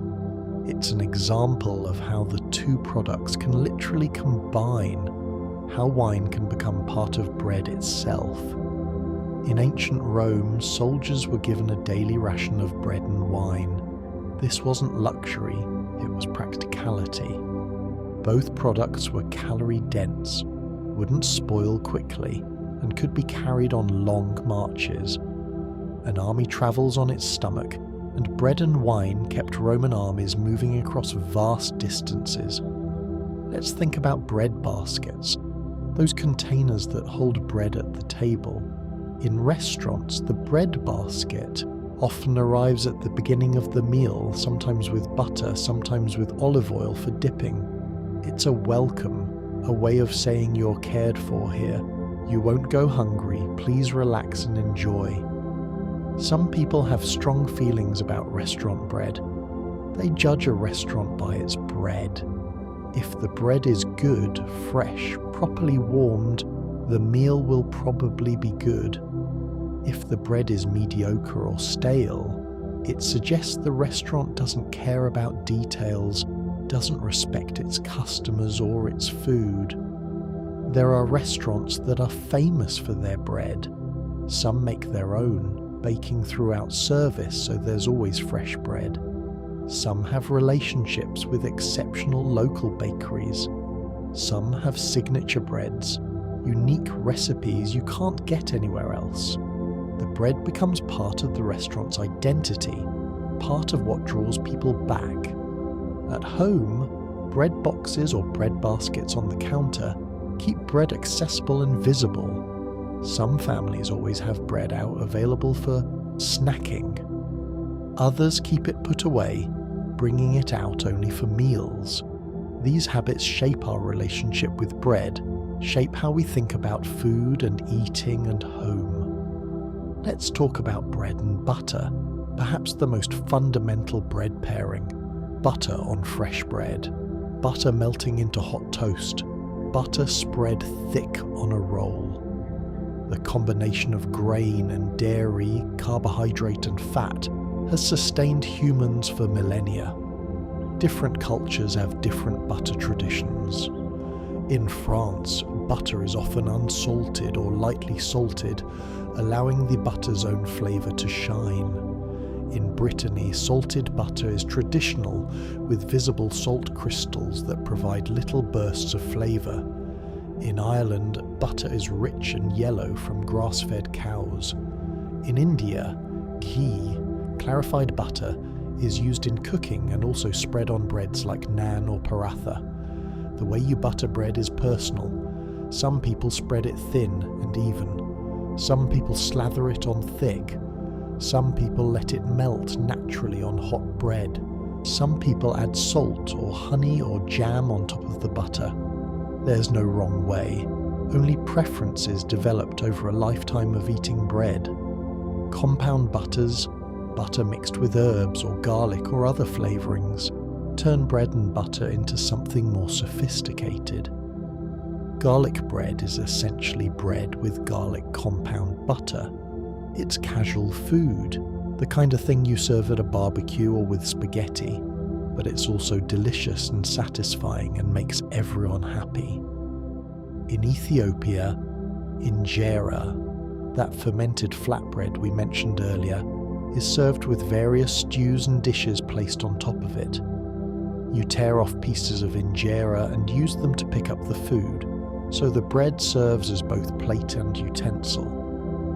This style of eating is communal, with everyone reaching into shared dishes, using bread to take what they want. The communal nature of bread, the way it's shared, the way it brings people together, this is central to bread's role in human culture. Breaking bread together is more than just eating. It's communion, fellowship, the creation and maintenance of bonds between people. In many traditions, there are special breads for guests. In Russia, guests are traditionally greeted with bread and salt, a gesture of hospitality and welcome. The bread represents sustenance. The salt represents prosperity and protection. This tradition continues today, showing how bread remains symbolically important even in modern times. In the Middle East, pita bread is often used to scoop up hummus, baba ganoush, and other dips and spreads. The bread is torn into pieces, each person taking what they need, dipping directly into shared bowls. This casual communal eating style creates a relaxed atmosphere, encourages conversation and lingering. Let's think about the texture of bread, that quality that's so hard to describe but so easy to recognize. soft bread that compresses easily when you squeeze it, chewy bread that requires real work to bite through, crusty bread that shatters when you break it, tender bread that practically melts in your mouth. Each texture has its place, its purpose, its fans. The texture of bread is determined by many factors: the type of flour, the amount of water, the mixing and kneading, the rising time, the baking temperature and duration. Change any of these variables and you change the texture. This is why baking is sometimes considered more science than art, though really it's both. Professional bakers talk about oven spring, the rapid rise that happens in the first few minutes of baking when the yeast gets a final burst of activity from the heat before dying. Good oven spring creates a light, airy texture. Insufficient oven spring creates a dense loaf. Controlling oven spring is one of the skills that separates novice bakers from experts. Steam in the oven affects crust formation. Professional bakeries have ovens that can inject steam at specific times. This steam keeps the surface of the bread moist in the early stages of baking, allowing the bread to expand more before the crust sets. This creates a thinner, crisper crust. Home bakers can approximate this by putting a pan of water in the oven or spraying the loaves with water before baking. Scoring bread, making cuts in the top before baking, isn't just decorative. These cuts control where and how the bread expands in the oven. Without them, the bread might burst unpredictably, creating an uneven shape. With them, the bread expands in controlled, beautiful ways.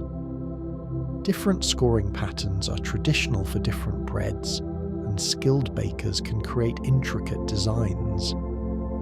The lame, a special tool with a razor blade used for scoring bread, is one of the few specialized tools that serious bread bakers invest in. The extremely sharp blade allows clean cuts that won't drag or tear the dough. Watching a skilled baker score loaves is mesmerizing. The blade moves quickly and surely, creating patterns that will open beautifully in the oven. Let's talk about bread, making as a metaphor for life, because this is something philosophers and spiritual teachers have explored throughout history. Bread requires patience. You can't rush the rising. This teaches us that some things take time, that we must trust the process, that forced acceleration rarely produces good results. Bread requires attention, but not constant attention. You prepare the dough, then leave it alone while it rises. You shape it, then leave it alone while it rises again. You bake it, then leave it alone while it cools. This rhythm of engagement and release, of doing and allowing, is a model for how to approach many things in life. Bread is resilient. If you make a mistake, you can often recover. The dough didn't rise enough. Give it more time. You forgot to add salt. You can usually knead it in. The bread isn't beautiful. It will still taste good. Bread forgives mistakes and accepts imperfection. Perhaps we should do the same with ourselves and others. Bread transforms, flour, water, yeast, and salt become something entirely different, something greater than the sum of their parts. This transformation requires patience, heat, and time, but it happens reliably, miraculously. Perhaps we too are always transforming, always becoming something new.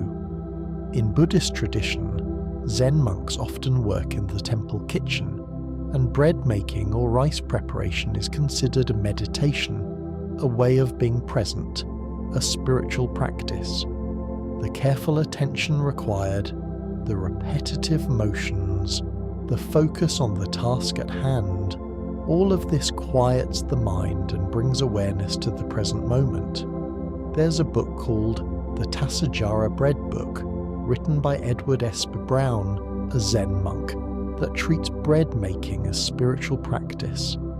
The instructions are detailed and precise, but also infused with a sense of joy and reverence for the process.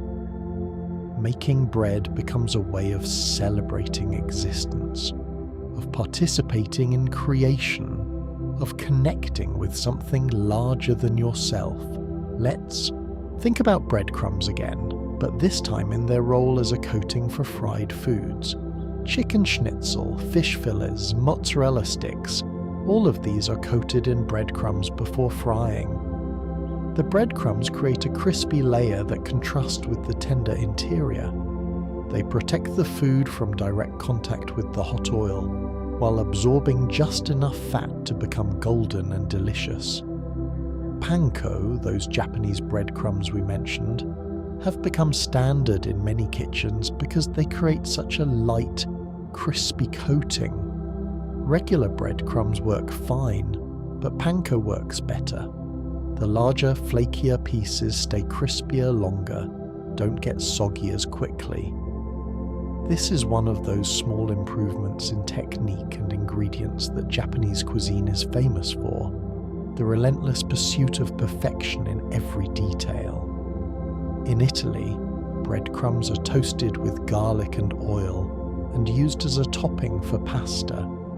This is called poor man's parmesan, because it was created by people who couldn't afford cheese but still wanted to add texture and flavour to their pasta. Now it's appreciated in its own right, not as a substitute but as a distinct topping with its own appeal.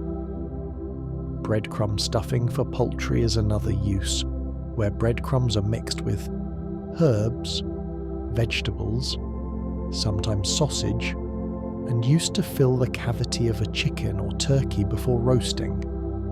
This stuffing absorbs the juices from the bird while maintaining some structure from the bread. It's comfort food, holiday food, food that makes a house smell like celebration. In British cuisine, bread sauce is a traditional accompaniment to roast chicken or turkey. It's made from breadcrumbs simmered in milk with onion and cloves, creating a smooth, thick sauce. It sounds odd if you've never had it, but it's delicious, creamy and comforting, and perfect with roast poultry. Let's talk about bread sculptures and elaborate breads made for display. In medieval times, bakers would create enormous, elaborate bread displays for feasts and celebrations. These might be shaped like castles, animals, or mythical creatures. They were meant to impress, to show off skill and wealth. Today, bread sculpture competitions still exist. Bakers create massive, intricate structures entirely from bread dough.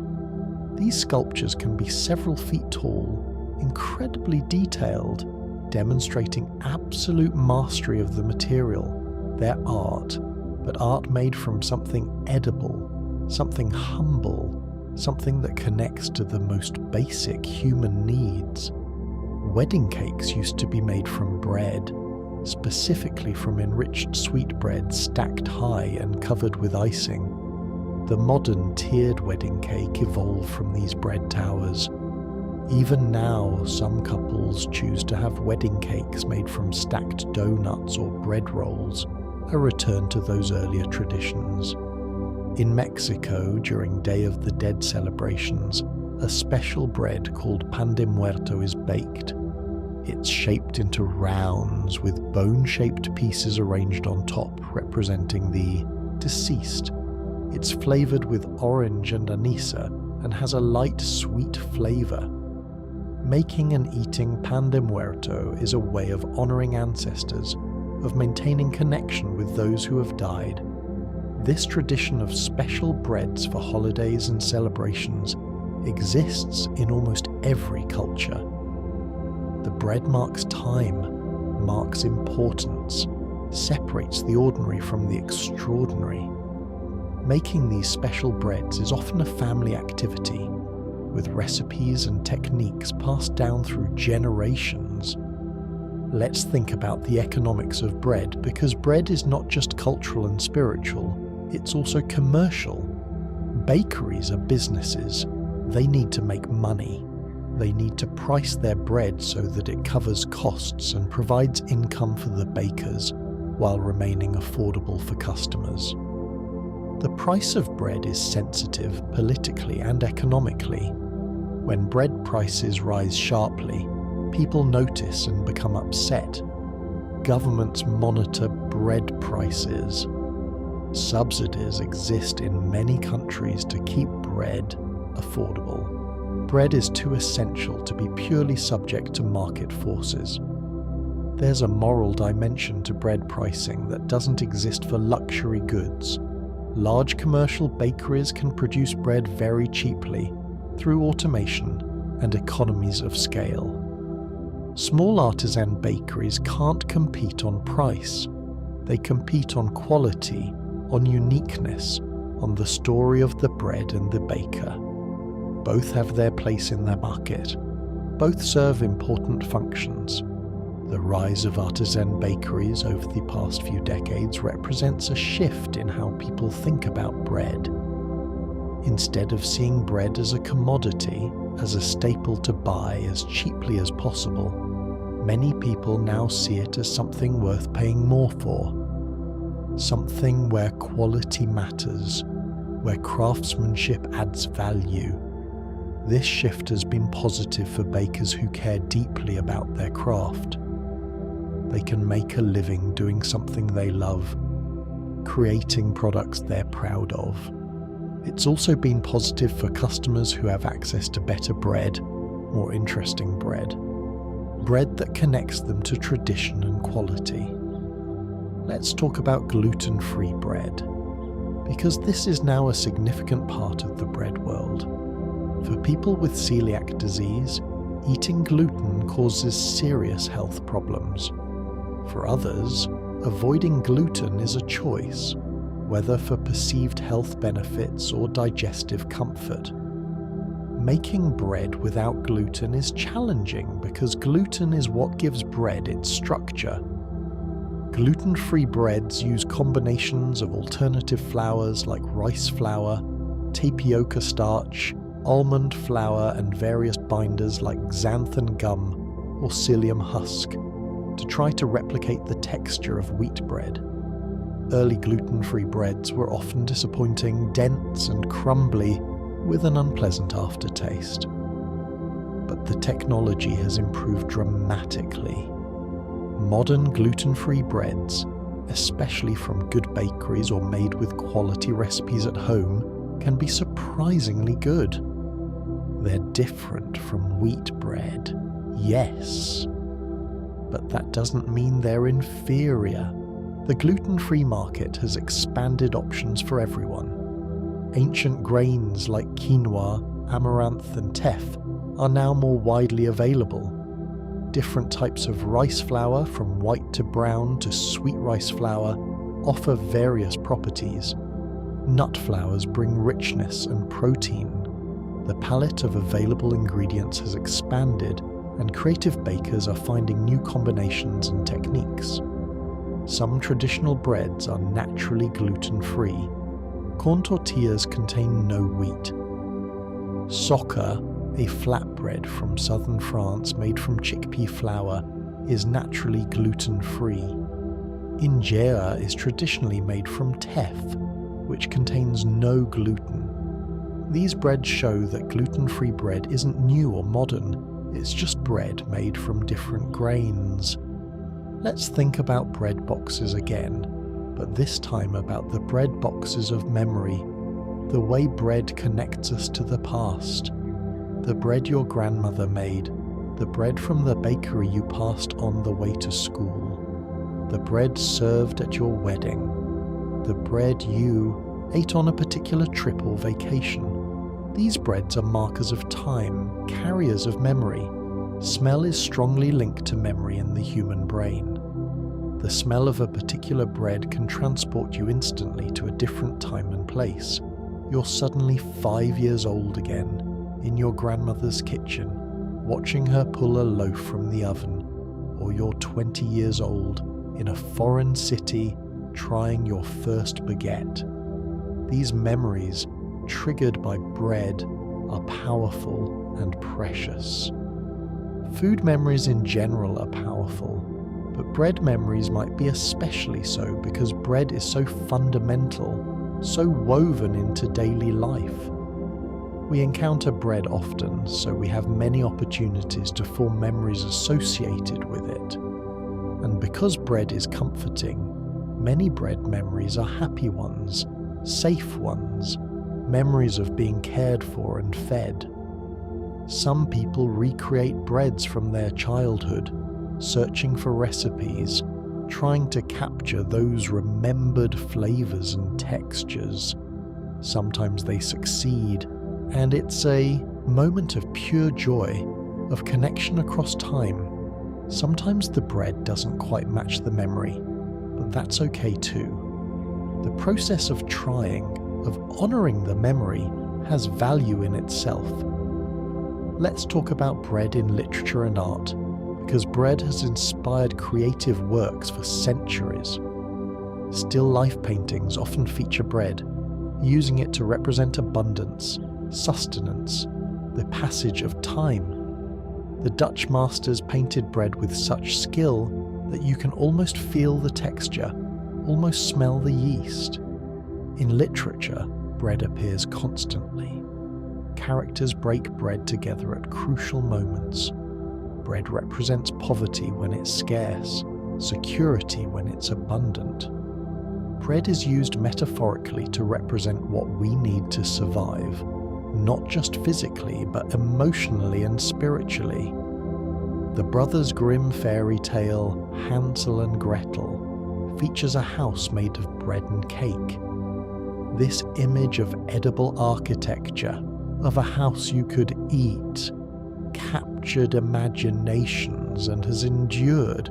It speaks to a fantasy of abundance, of never being hungry, though in the story it's a trap.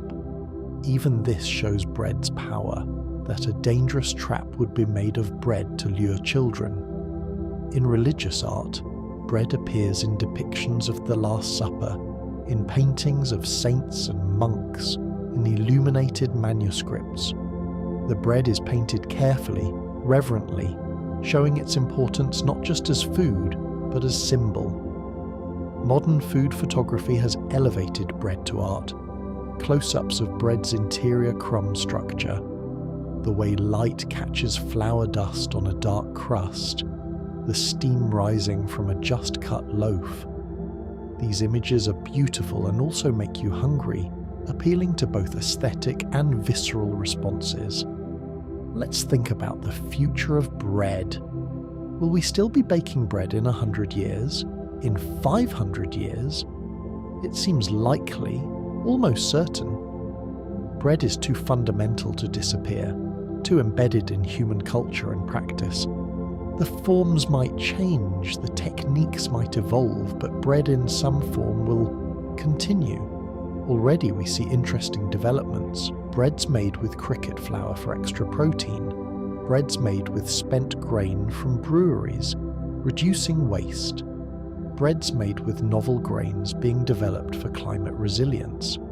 The world is changing, and bread is changing with it, as it always has. Some people are working to preserve heritage grain varieties that are in danger of being lost, as agriculture becomes more standardized. These grains might have unique flavors or nutritional properties or resilience to certain conditions.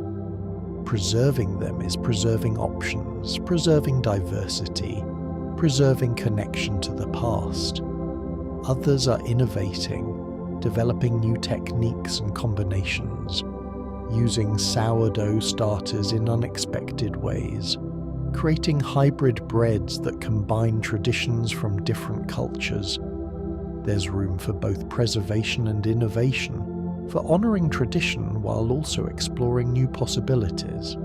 The home bread baking movement has grown substantially in recent years, especially during the COVID pandemic when people had time and many commercial bakeries were closed. People who had never baked bread before tried it and discovered they enjoyed it. Some fell in love with the process and continued even when bakeries reopened.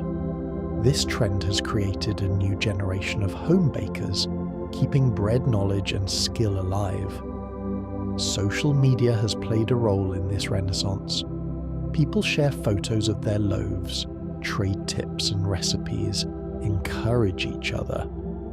Baking can be solitary, but these online communities create connection. They allow people to learn from bakers around the world, to see techniques and results, to feel part of something larger. Let's talk about bread and identity, because the breads you eat, the breads you make, the breads you grew up with, all of these shape who you are. Immigrant communities often maintain connections to their home countries through food, especially bread. Making traditional breads becomes a way of keeping culture alive, of passing identity to the next generation. Second and third generation immigrants sometimes seek out these traditional breads as a way of exploring their heritage.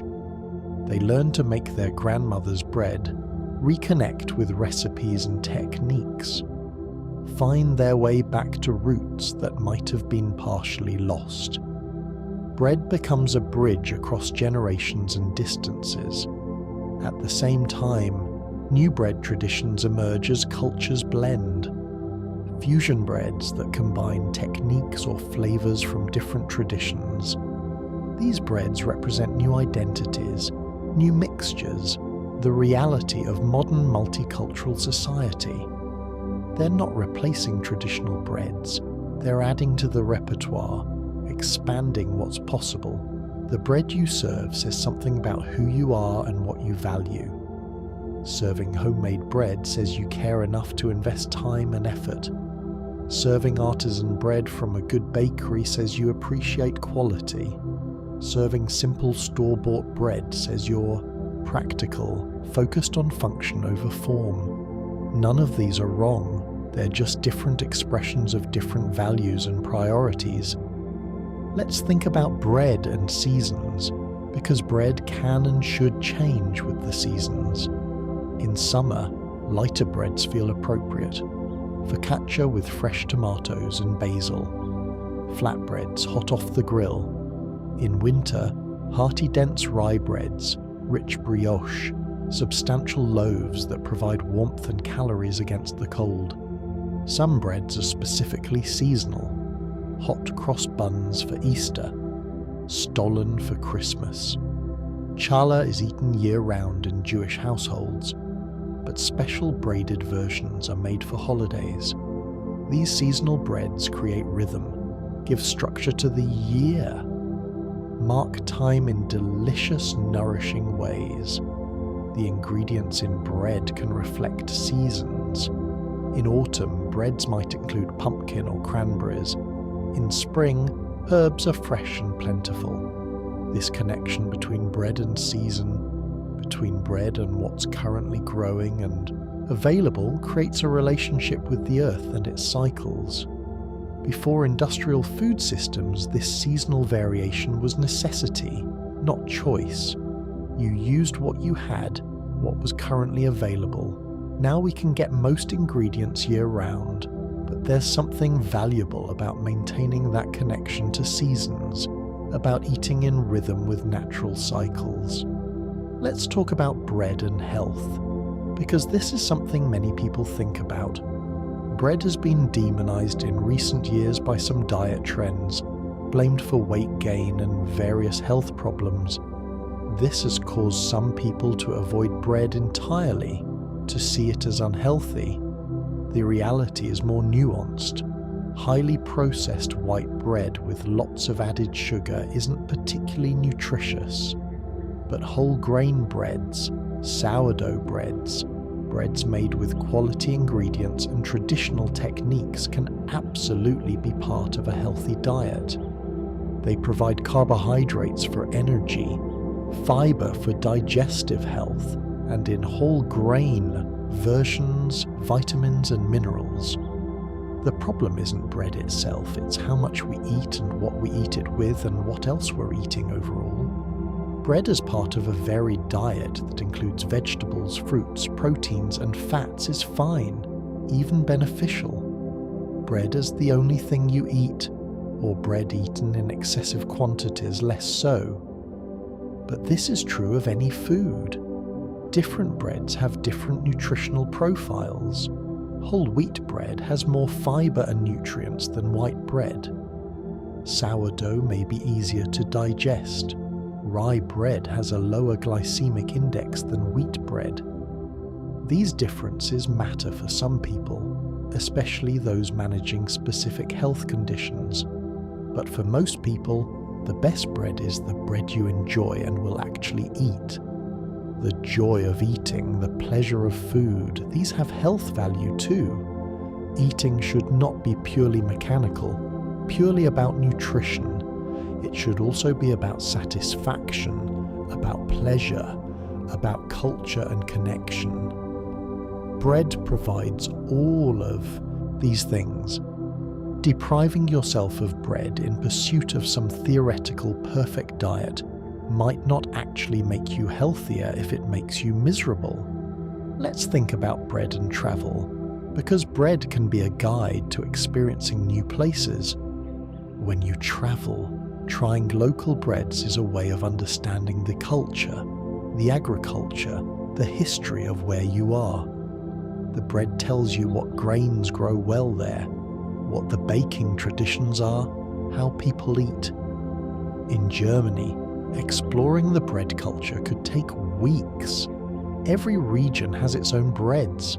Bakeries are everywhere, and they take pride in their products. The variety is overwhelming and wonderful. You could eat a different bread every day for a month and not repeat yourself.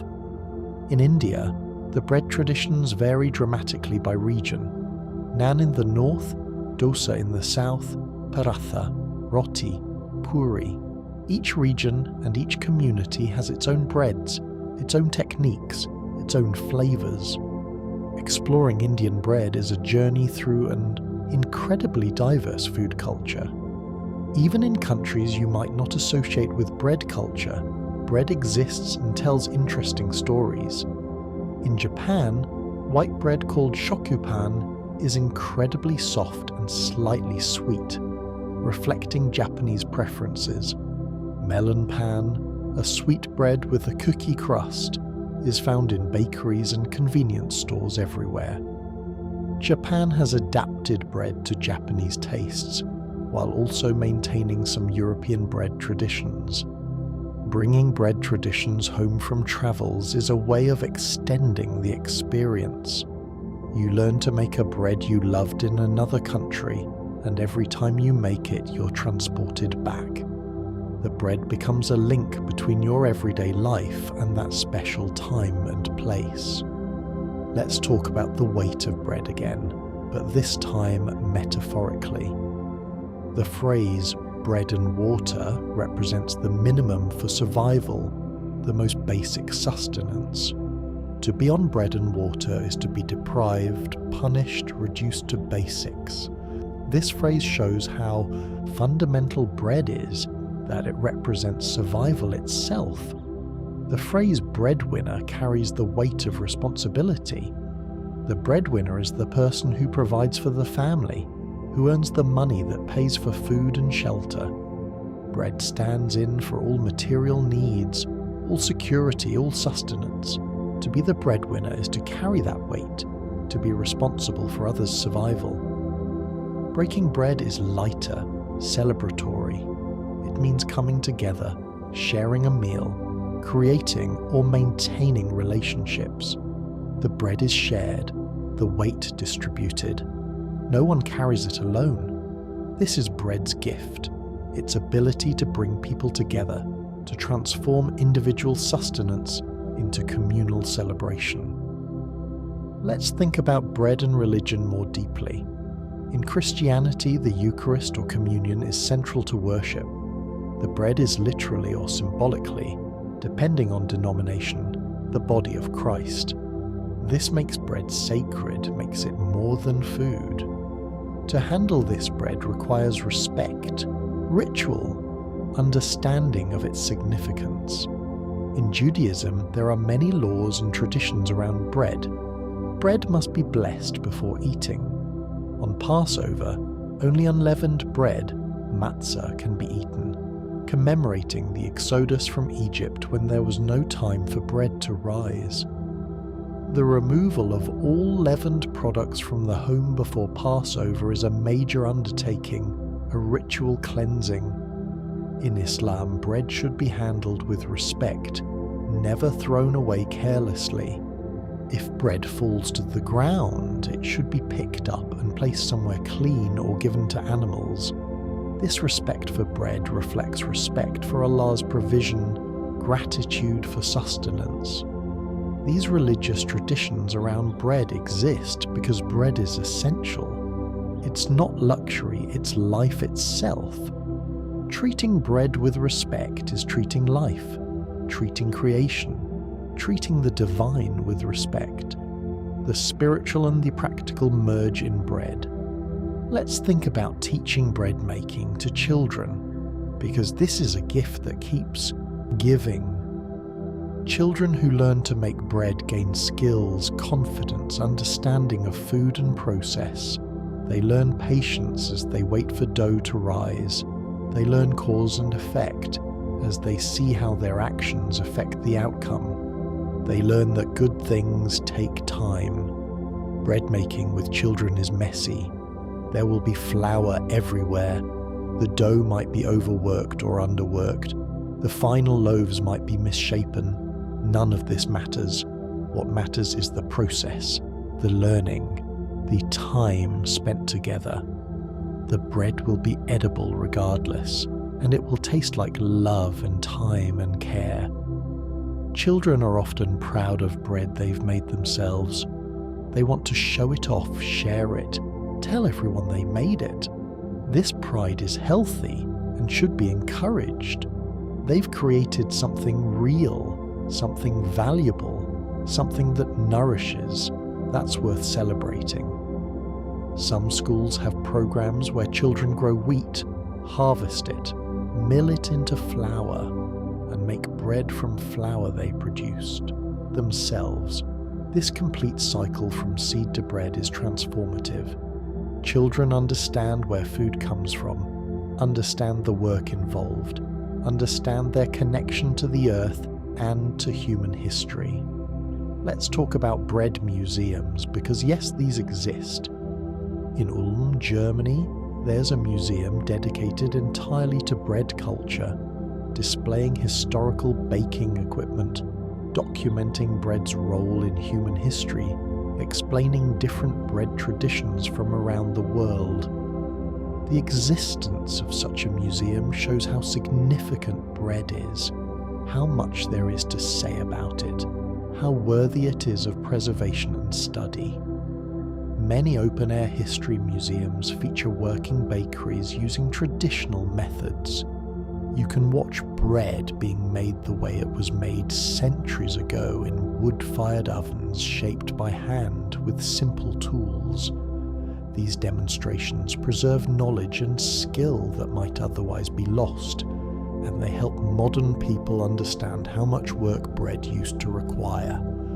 In some places, historical ovens are still in use, medieval bread ovens that have been baking bread for hundreds of years. The thought of this is extraordinary.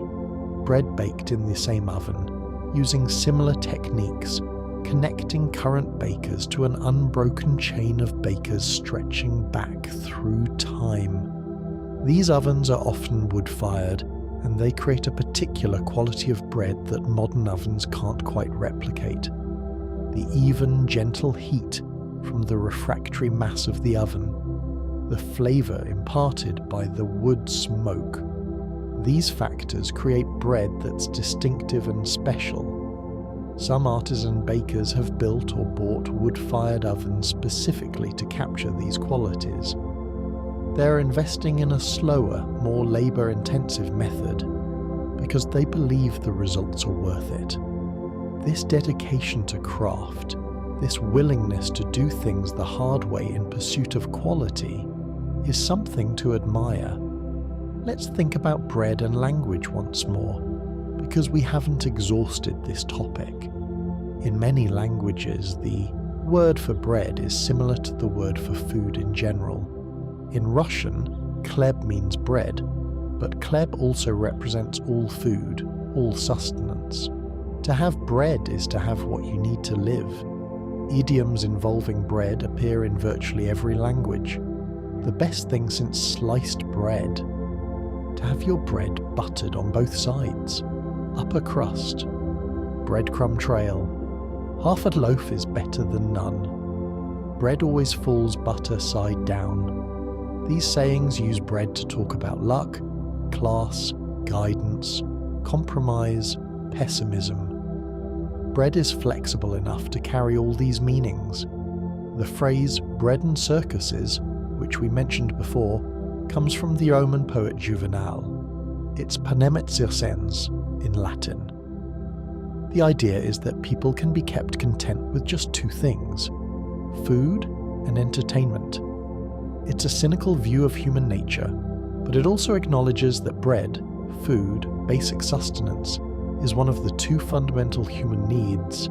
In technical language, bread has inspired terms. Breadboard in electronics, a board for prototyping circuits, is named for the wooden boards people used to slice bread on, which early electronics hobbyists also used for their circuits. Breadcrumb navigation in web design uses the metaphor of leaving a trail of breadcrumbs to show users where they are on a website. Even in modern slang, bread references persist. Bread, or dough for money, as we've mentioned.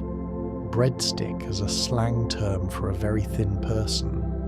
Language evolves, but bread remains relevant enough that we keep creating new bread-related terms and keeping old ones alive. Let's talk about the sound of bread one more time because it deserves more attention. The crackle of crust, which bakers call singing, happens as bread cools after baking. The crust contracts as it cools, and this contraction creates audible cracks and pops. A singing loaf is a sign of good crust, proper baking. Biting into crispy crust creates sound not just externally but inside your head.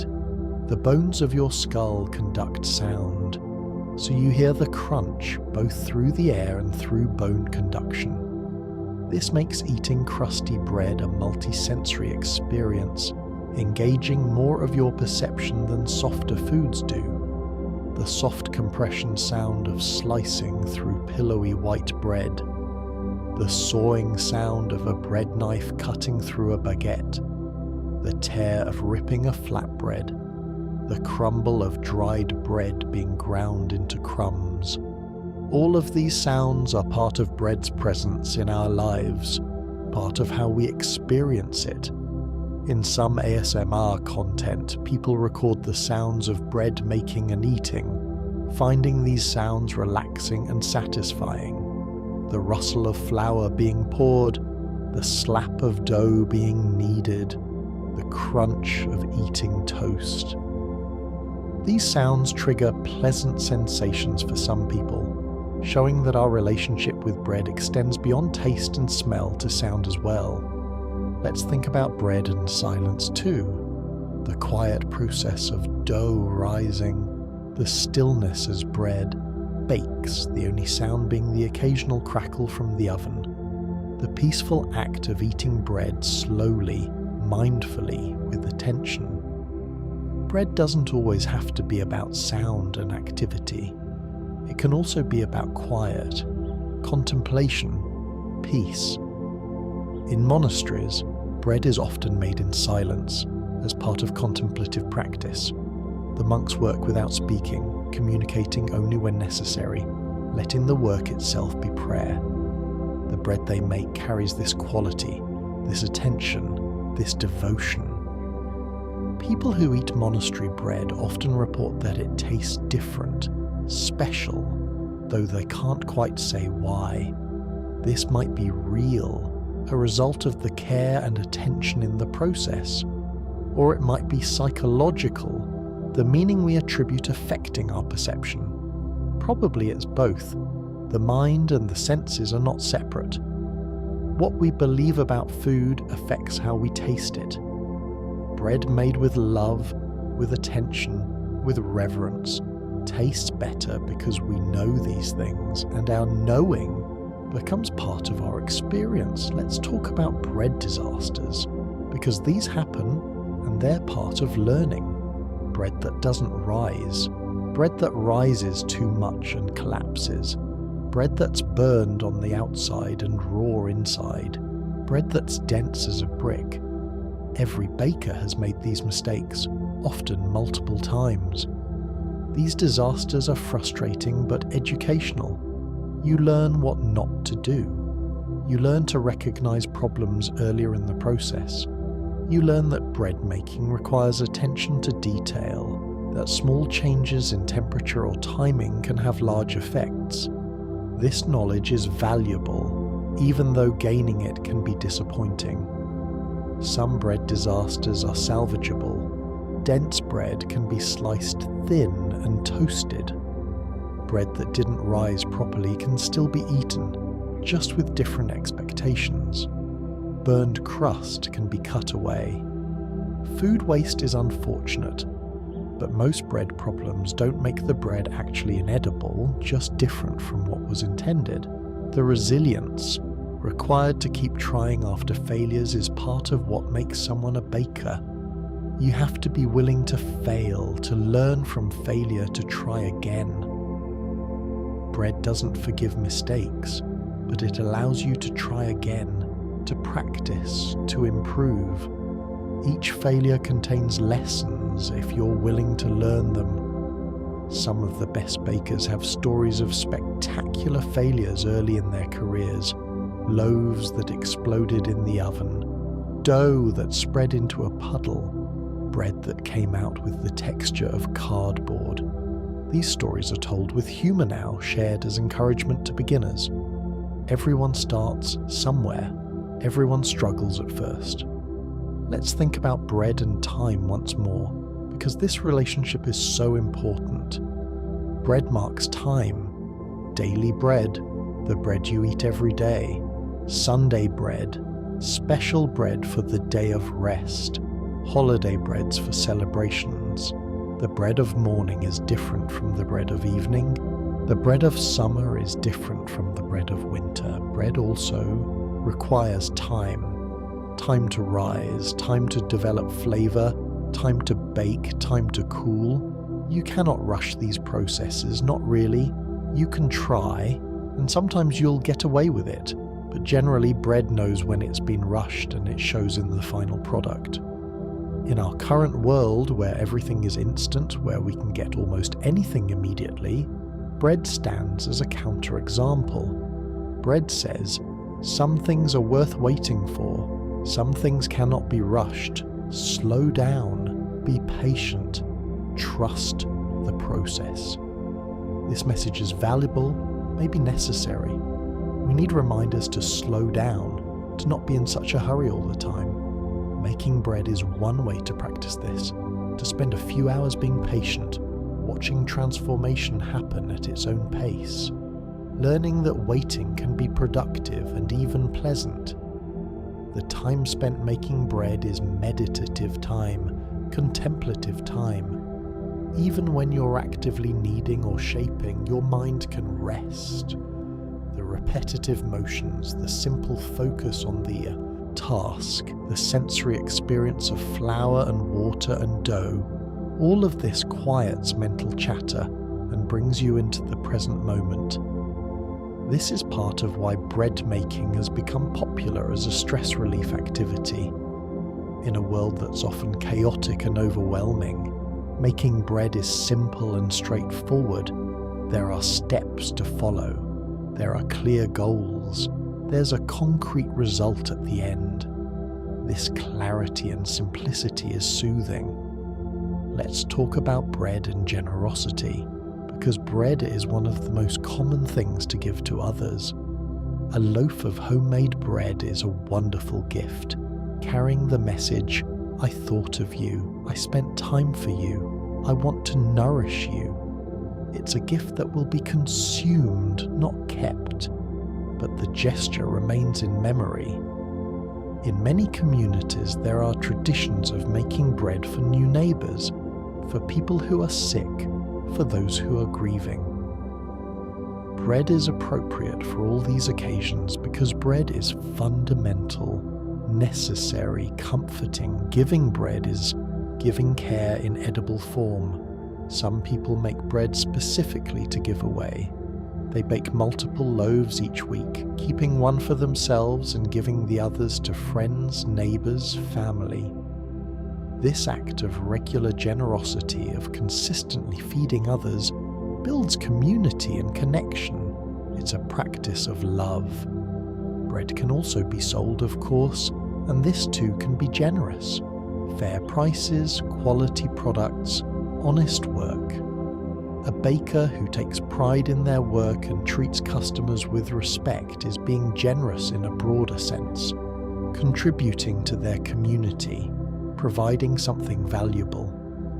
There are bakeries that operate on a pay-what-you-can model, where people who can afford to pay full price or more subsidize bread for those who can't afford it. Everyone gets bread. No one goes hungry. This model recognizes that bread is a right, not just a commodity, that everyone deserves access to good food, regardless of their financial situation. Food banks and charitable organizations often distribute bread because it's filling, it's relatively inexpensive, and most people will eat it. Bread feeds the hungry practically and symbolically.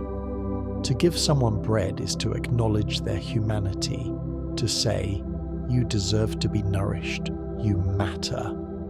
Let's think about bread and gratitude, because having bread is something to be grateful for. Not everyone has bread, not everyone has enough food. Those of us who do have enough should be aware of this, should be grateful, should not take it for granted. Many spiritual traditions include prayers or blessings specifically for bread.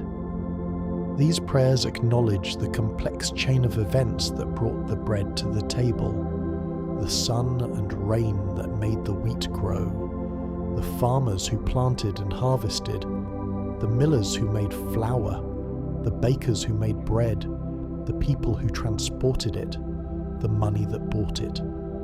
Nothing is simple. Everything is connected. Saying grace before meals, giving thanks for food, these practices keep us aware of these connections. Even if you're not religious, pausing before eating to acknowledge where food came from, to appreciate the work involved, to feel gratitude, this is a healthy practice. It prevents the kind of careless consumption that leads to waste and thoughtlessness. Bread, because it's so common, is easy to take for granted. We might not even think about it, it's just there. But what if it wasn't? What if we couldn't get bread easily? How would that change our lives? Sometimes imagining scarcity helps us appreciate abundance. Let's talk about bread in art therapy, because yes, this exists. Making bread can be therapeutic. The physical process of kneading is satisfying, almost cathartic. Pounding and pushing dough can release tension and frustration. The transformation of ingredients into bread can be a powerful metaphor for personal growth and change. Some therapy programs specifically use bread making as a therapeutic tool. Participants learn to make bread while working through emotional issues. The bread becomes a vehicle for discussion, for metaphor, for practicing patience and attention. The finished bread is a tangible accomplishment, proof of capability. The sensory aspects of bread making are also therapeutic. The feel of flour and dough, the smell of yeast, the warmth of the oven. These sensory experiences can be grounding for people dealing with anxiety or trauma. They bring attention to the present moment, to the body, to immediate physical experience. Eating bread you've made yourself can also be therapeutic. It's nourishment you created. It's care you gave yourself. For people struggling with self-worth or self-care, this concrete act of providing for yourself can be meaningful. Let's think about bread and aging, because bread changes as it ages and so do we. Fresh bread is at its peak, but as it ages, it develops different qualities, different uses. Stale bread isn't useless, it's just different. It requires different approaches, different recipes. This is true of people too. We change as we age, but we remain valuable, remain useful, just in different ways.